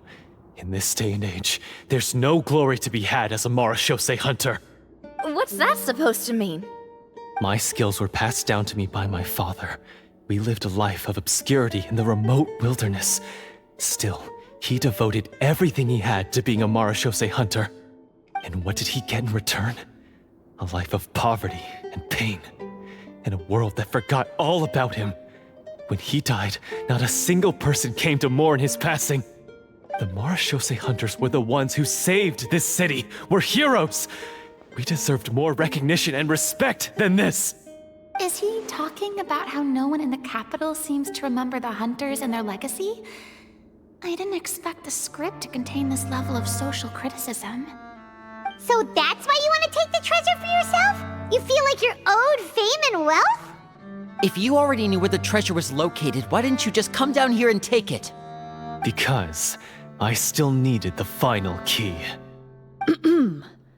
Only a true Marechaussee hunter is capable of passing through this final door. As someone who sought to hurt others for his own gain, Florian lost that right long ago. Okay, but what is this treasure anyway? We've got all the keys, right? So can we just go in and take a look? You're sure you want to go in? We've been talking about it for so long, of course we want to see what's inside! And we've already defeated Florian, right? So he won't try to take it from us anymore. Pesky brats. Watch yourself. Then let's open the door together. All right. Your choice of action is confirmed.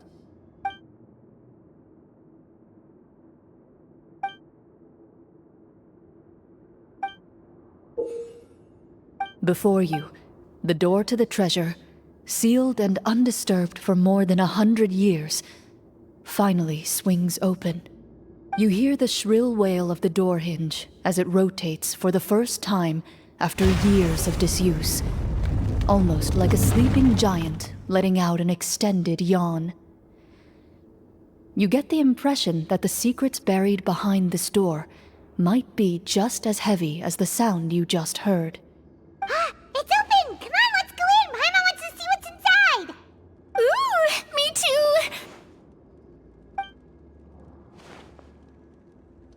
Ugh, uncovering hidden treasure is the most exciting part of adventuring. What do we have here? A stone tablet? And some shabby weapons? You call this a treasure vault? Looks more like an abandoned warehouse! Maybe the troop ran out of budget at the end?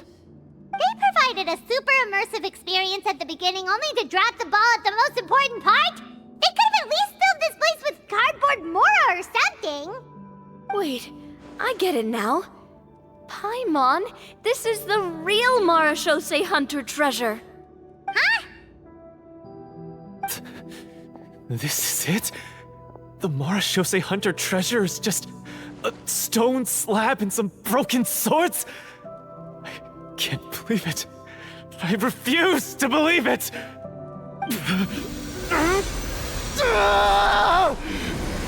Whoa, are you okay? The Marachose Hunter before you appears to suffer a serious mental breakdown. He needs to leave the room for a moment to collect himself. One of you seems to understand the significance of the treasure already. If the rest of you wish to follow suit, you may remain here in the meantime and explore your surroundings.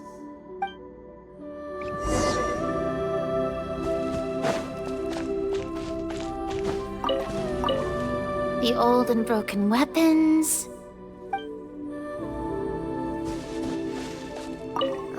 The names on the tablet.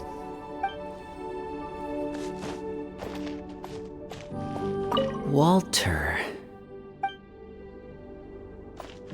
What is the treasure supposed to be?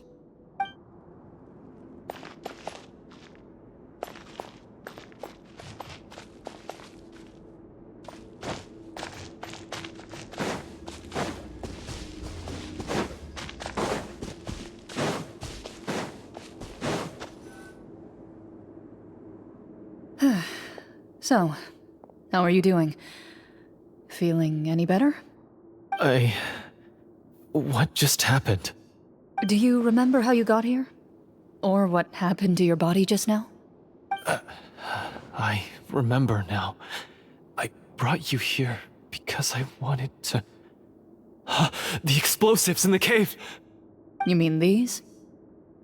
Huh? How did you... I could tell something was off the moment I stepped into this cave, so I kept an eye out. I've already dismantled the whole thing. So the strongest champion duelist in all of Fontaine saved the day once again. Guess I shouldn't be surprised. It would seem your skills as a Marachose hunter are as sharp as ever. I deserve some answers, don't you think? Tell me why you wanted to lure me here. Everything you said earlier sounded like the truth. Luckily, your monologue was dramatic enough to convince my friends you were just role-playing. I don't know. I just always felt like there was something in my heart that didn't belong to me. Something agitated and angry. Who knows? Maybe it was my own anger all along. I could never really tell. The feelings about my father and the other Marachose hunters are real. It just wasn't fair. I was angry, bitter that no one remembered them. or praised their accomplishments. I don't know when it started, but at some point, my anger came to completely consume me. At that point, I remembered the legend my father used to tell me, the one about the treasure. But if the treasure was all you cared about, why plant all those explosives? Wouldn't they just destroy the treasure and bury you along with it? I can't remember. My head is a mess. It felt like there was this voice telling me to eliminate the hunters, but now it's gone. From your description, I suspect you were dealing with a devorator. Devorator? Oh, your master, your father, I mean, never talked about it? It was a kind of monster that was active several centuries ago. No, I've heard of it. I'm just not sure why you suddenly... Wait, it can't be. The seal! The seal? My family has served as Marashose hunters for many generations. But the title and swordsmanship weren't the only things passed down over our line. There was a seal as well. My father instructed me to always watch over that seal and maintain it regularly. He said it had been passed down over a truly ancient age, and protecting it was our clan's most important duty. But I neglected that duty after he died. I finally decided to come down and check on it one day, and that's where my memories become fuzzy. The devorator would be a formidable adversary for any mortal being, even ones as capable as the hunters. If you lacked the power to completely destroy it, you could easily fall prey to its influence and corruption. In light of this, some Marashose hunters chose to seal the devorator away, in the hopes that a permanent solution would come with the passage of time. I heard it has the power to amplify the obsessions and desires in people's hearts, to the point where they overtake you entirely. It would seem I'm not just lacking in skill with a blade, but in mental fortitude as well. And yet, you were able to retrieve 3 of the 4 keys. If I remember correctly, each was entrusted to a respected and capable hunter. How did you manage it? One of them belonged to my father. The second I stole from a different hunter. And the third... was one that I snatched while the person was on the way home from the tavern. I nearly died in that alley. I know just how strong you are. It's as clear as day to everyone in Fontaine. I observed you from dusk to dawn, but could never find any opportunity to sneak up on you. I never even saw you drink a single glass of liquor. The only way I could think to obtain that last key was to lure you here using your hobby, and then... Oh, I get it now. That monster, it wanted to bury you here alongside the treasure. I won't comment on anything else, but the script was good. Well, I did pour my heart and soul into it. The stories my father used to tell me about the glory of the heroic Marashose hunters and how they came to be forgotten. It's more than just a story. Huh? You're proud to be a hunter. You're still holding onto that part of yourself, no matter how small. I have done so many despicable things. I have nothing to be proud of. Then explain the purpose of the evil sorcerer in your story. Isn't he the true antagonist? The one who sought nothing but his own gain, and used the people as pawns to attain it? In your heart of hearts, he was the one you truly wanted to defeat. But I've already tainted my sword. I no longer have any right to... Wake up, Florian. Remember how you introduced yourself earlier. Do you really think the hunters acted out of a desire for honor and glory? Or to be loved and acknowledged by the people? What did your father teach you about our order? You do not wield your sword for yourself, but to protect those you serve. There's nothing special about a blade.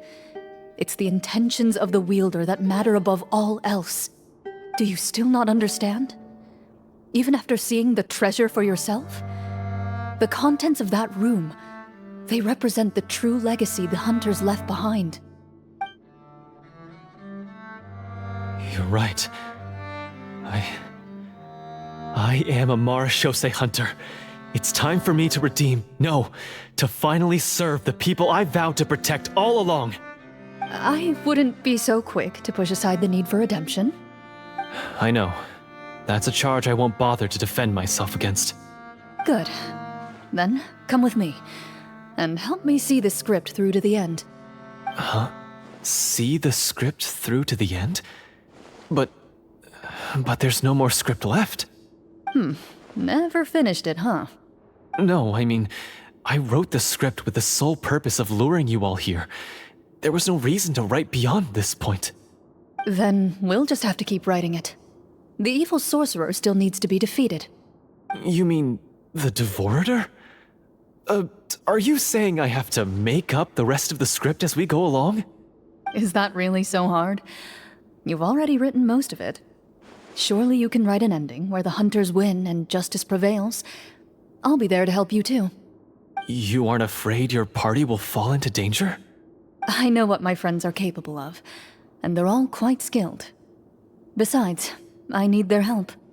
Then, are you going to tell them the truth about all this? I don't intend to spoil the fun. Sometimes, protecting dreams and fantasies is more important than exposing the truth. Don't you think?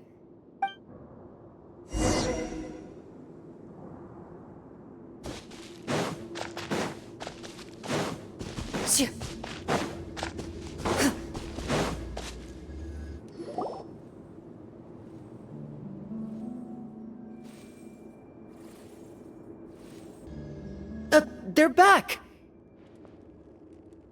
That took a while. Ahem!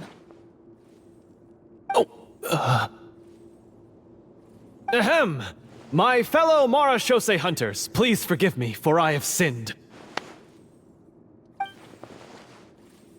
Tone it down. Sorry.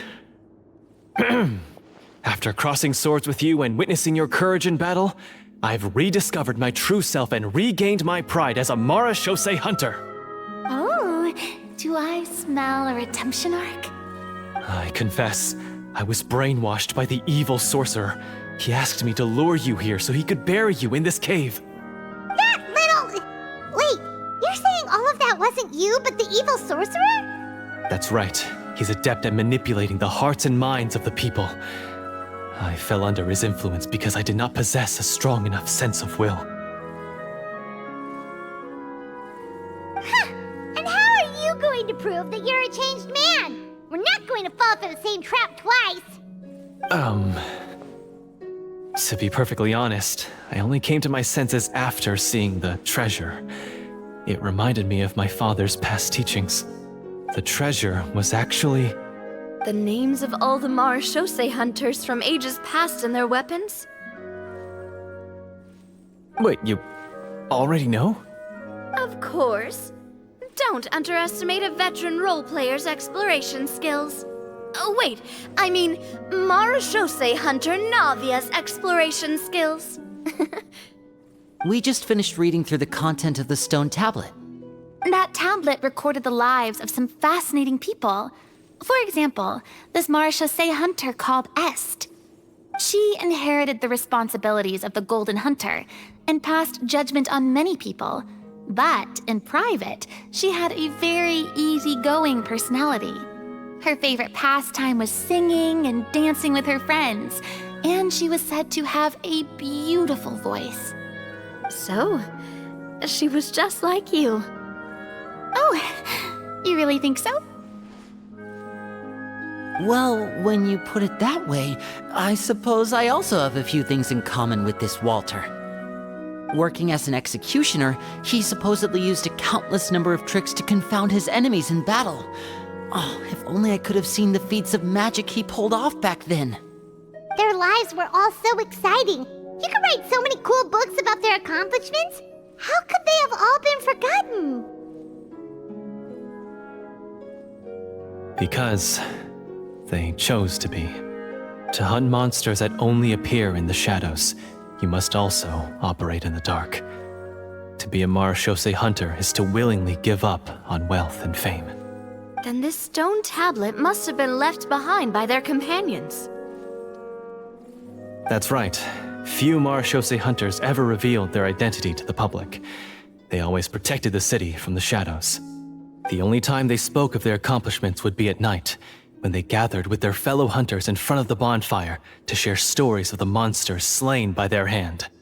So, this tablet was created not so that the hunters would be remembered by the people, but so that they would be remembered by each other.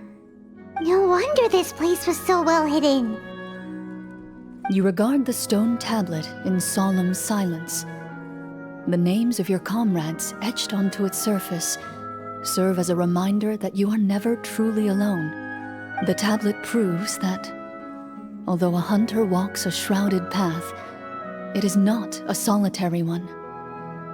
There will always be those who walk beside you, a fact that remains as true today as in ages long past.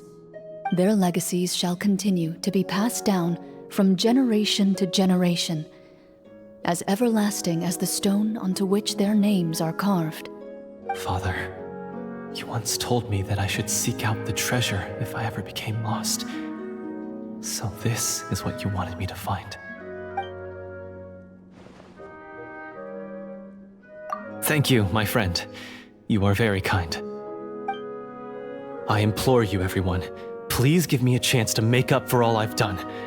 Allow me to fight alongside you and defeat the evil sorcerer that threatens the peace and prosperity of everyone in this kingdom. Well, I say we let you join. Sounds good to me too. Everyone makes mistakes. What matters is what you do to make up for them. I have no objections, but Mr. Florian, do you even know how to defeat the evil sorcerer? When he took over my mind, I gained some insight into his thoughts.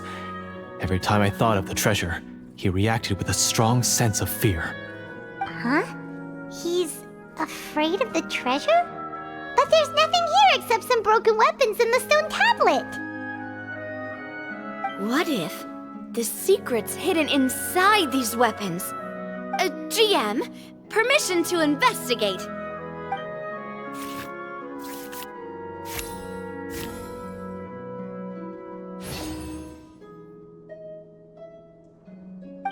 At first glance, the weapons appear absolutely ordinary. But as you observe them, you notice a faint energy emanating from within. These blades have slain countless monsters. Though it's been a long time since they were used in battle, their edges remain sharp, as if they're simply waiting for the next worthy hunter to carry on their legacy. So basically, take these with us, right? I'll take this weapon, since it used to belong to Est. Maybe it'll find comfort in being held by someone who appreciates the arts. Good idea. I'll take Mr. Walter's bow then, from one archer magician to another. Paimon's gonna pick a cool weapon too!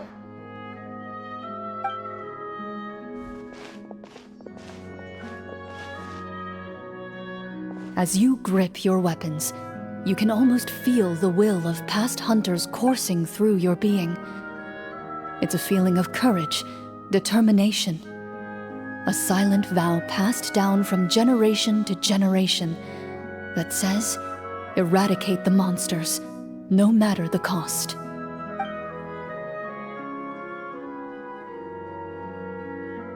Mr. Florian, do you know where to find the evil sorcerer? I was able to see his surroundings when our minds were connected. I believe he's currently hiding out at the church in the kingdom. We must be extremely careful. He's spent so long living among monsters that he's now taken the form of one. He will not be easily defeated. Then why don't we explore some more and try to find some higher level gear? We don't want to just fight him and lose, right?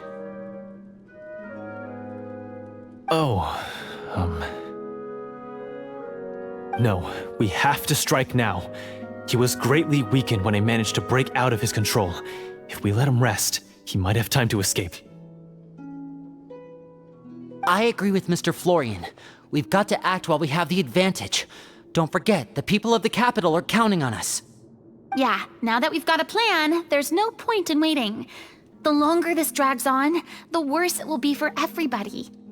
Yes, that's what's called...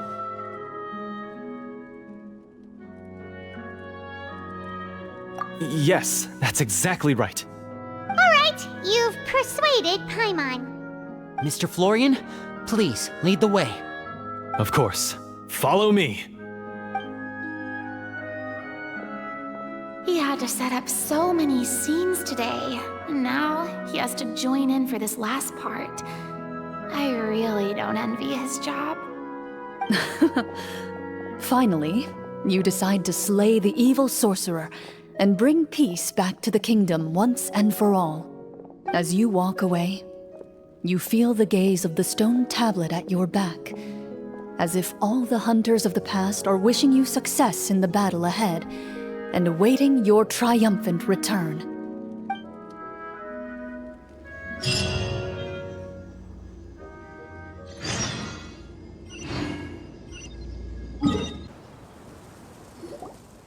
Finally, you arrive at the church Florian described. As you approach, an ominous aura surrounds you. You get the sense that your enemy is close at hand. How strange. This uneasy feeling seems so real. How did they manage that? Now, it is time for the final battle. Let's go.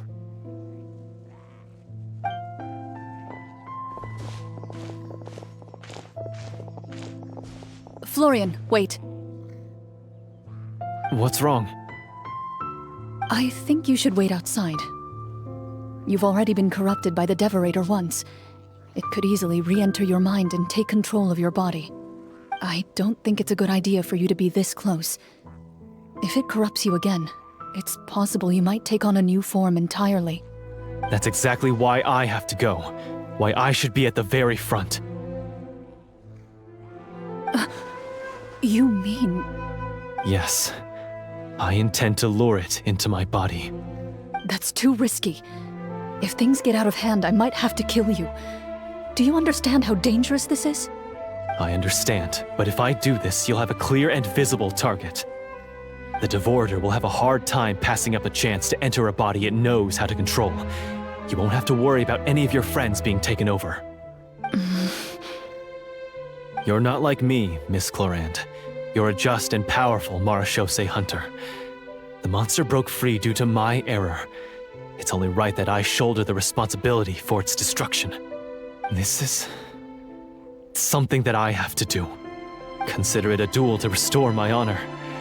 My only request is that you give it your all.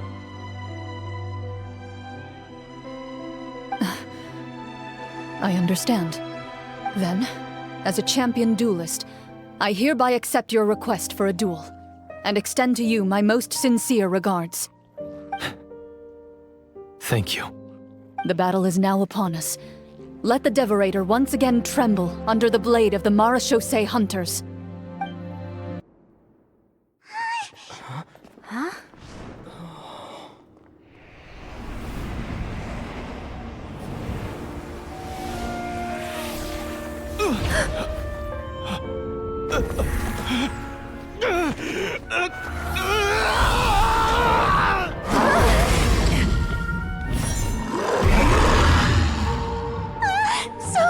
So lifelike!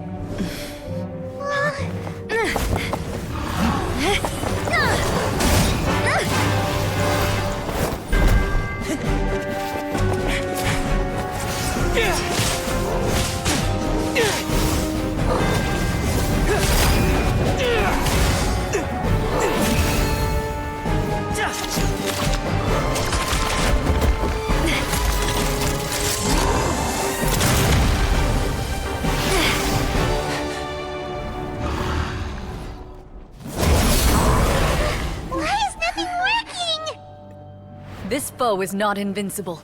You hold the treasure, the power to defeat it, in your own two hands. The treasure? You mean... the names! It's the Marechaussee hunters' names!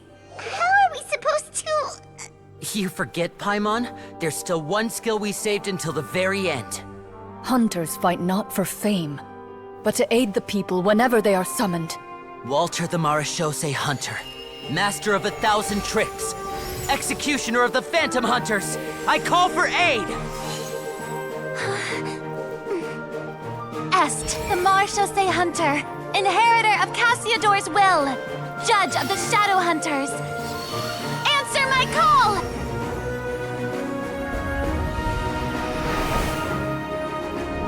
Petronia, protector of justice and order. The hunter I respect the most. Thank you for saving my friend, the best one I'll ever know. Please, lend us your strength.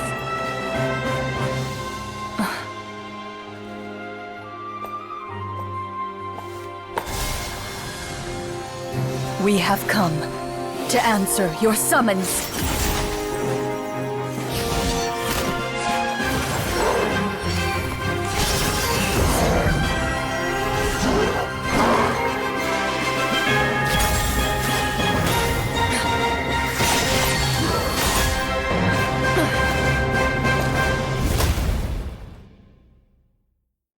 And so, the monsters were eradicated, and the sorcerer was defeated. Peace soon returned to the capital. Those in the court, manipulated by the sorcerer, also recognized the errors of their ways. Some remembered the names of the heroes who saved their kingdom, but others simply continued their lives none the wiser.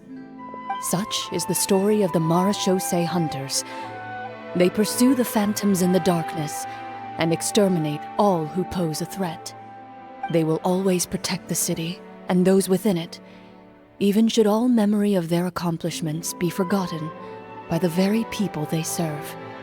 I am assuming we've finally reached the end of the script. Yes, you've reached one of the better endings. It's a pretty solid story overall.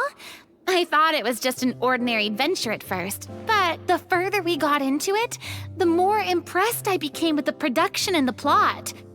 That final battle especially. All the effects were super realistic. Oh, right. Yeah, totally. That's a really good point. I never expected the weapons we picked up from that vault would have that kind of effect. Yeah, mine nearly scared the daylights out of me when it started glowing. I took a good look at it after we got out, but I don't think it ever lit up again. Oh, we should probably give these props back, right? I'll just leave mine here. Did you have a good time? Of course. Let me know if another script like this comes around. Sure, no problem. Then I'll head back for now. I think I need some time to fully digest everything that just happened. Once Mr. Florian is awake, please pass on my regards to him. He must be extremely exhausted to have passed out cold like that. You're right. He's had a lot to deal with. Well, see you all some other time. Toodaloo!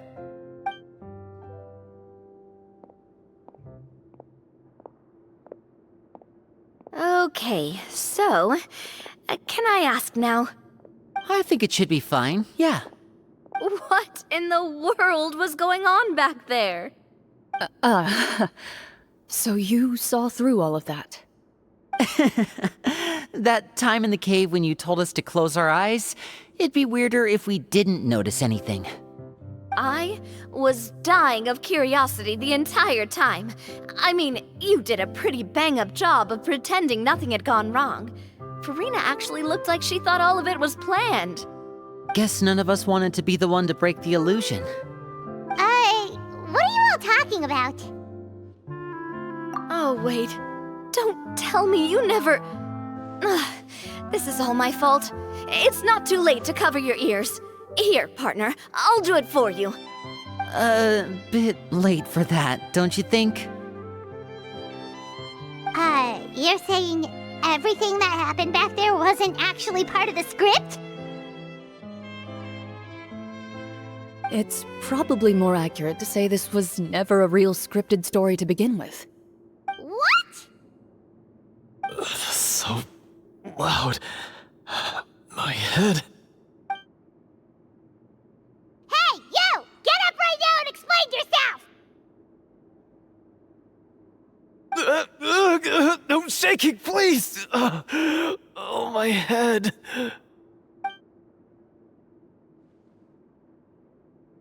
Did Paimon just hear that right? You guys made up that whole last part on the spot?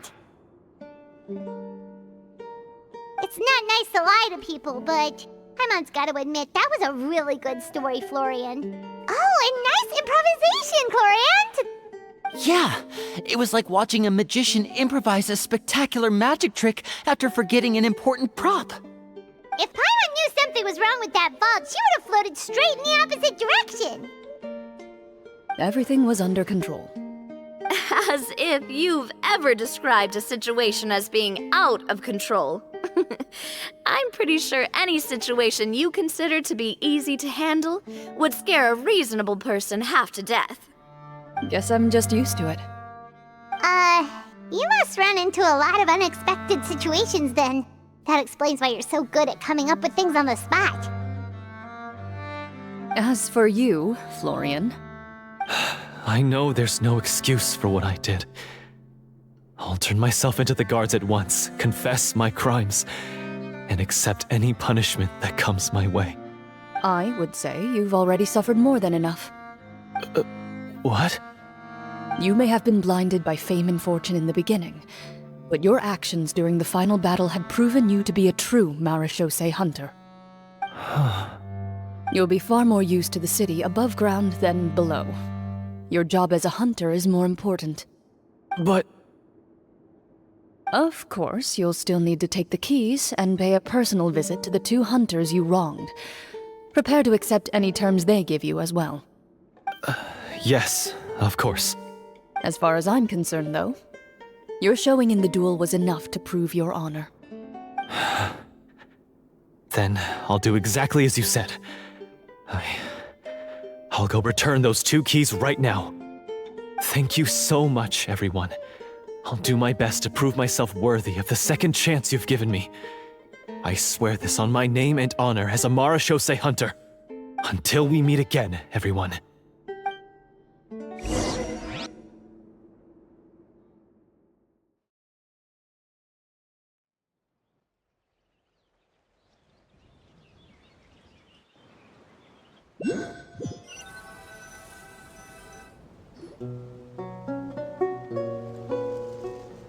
Speaking of Marechaussee hunters, what should we do about the treasure in that cave? Leave it be. Are you sure? We could show it to people, make it so that the hunters are remembered. Don't you want that? No. Every name on that tablet made the same choice. All hunters know what the path entails. I am no exception. My identity as a Marechaussee hunter is not something I need people to remember. I wish only to be recognized as a champion duelist. Nothing more. That's certainly very different from the path of a magician. Still, I admire your decision. Wait! Paimon just remembered something. If there were no special effects involved, why did our weapons begin to glow during the battle? That's because the Marechaussee hunters of ages past would often imbue their weapons with special enchantments to suppress the monsters. Whenever a monster was nearby, their weapons would start to glow. Oh, so that's why they had an effect on that guy near the end. I really thought the summons were doing all the work. Well, I'm sure the summons were a part of it too. Oh? How so? This particular devorator probably hailed from the same era as the hunters we saw in the room. The names you recited all belonged to the bravest hunters. Countless monsters fell to their blades. That's likely why the devorator visibly reacted when you said them out loud. So the names held the power all along! Navia, everything you said during your summon. Huh? Oh, I meant what I said. I mean, it was true to my character, so yeah, I'm glad you heard it. Just don't make me repeat myself. It's embarrassing. I really appreciated those words. All right. Don't get all sentimental on me. Anyway, let's not talk about that anymore. I'm going to go on ahead. Don't fall too far behind now. She ran off! I should probably head back as well. This story was truly incredible. I might have to spend the whole night telling my siblings all about it. Goodbye.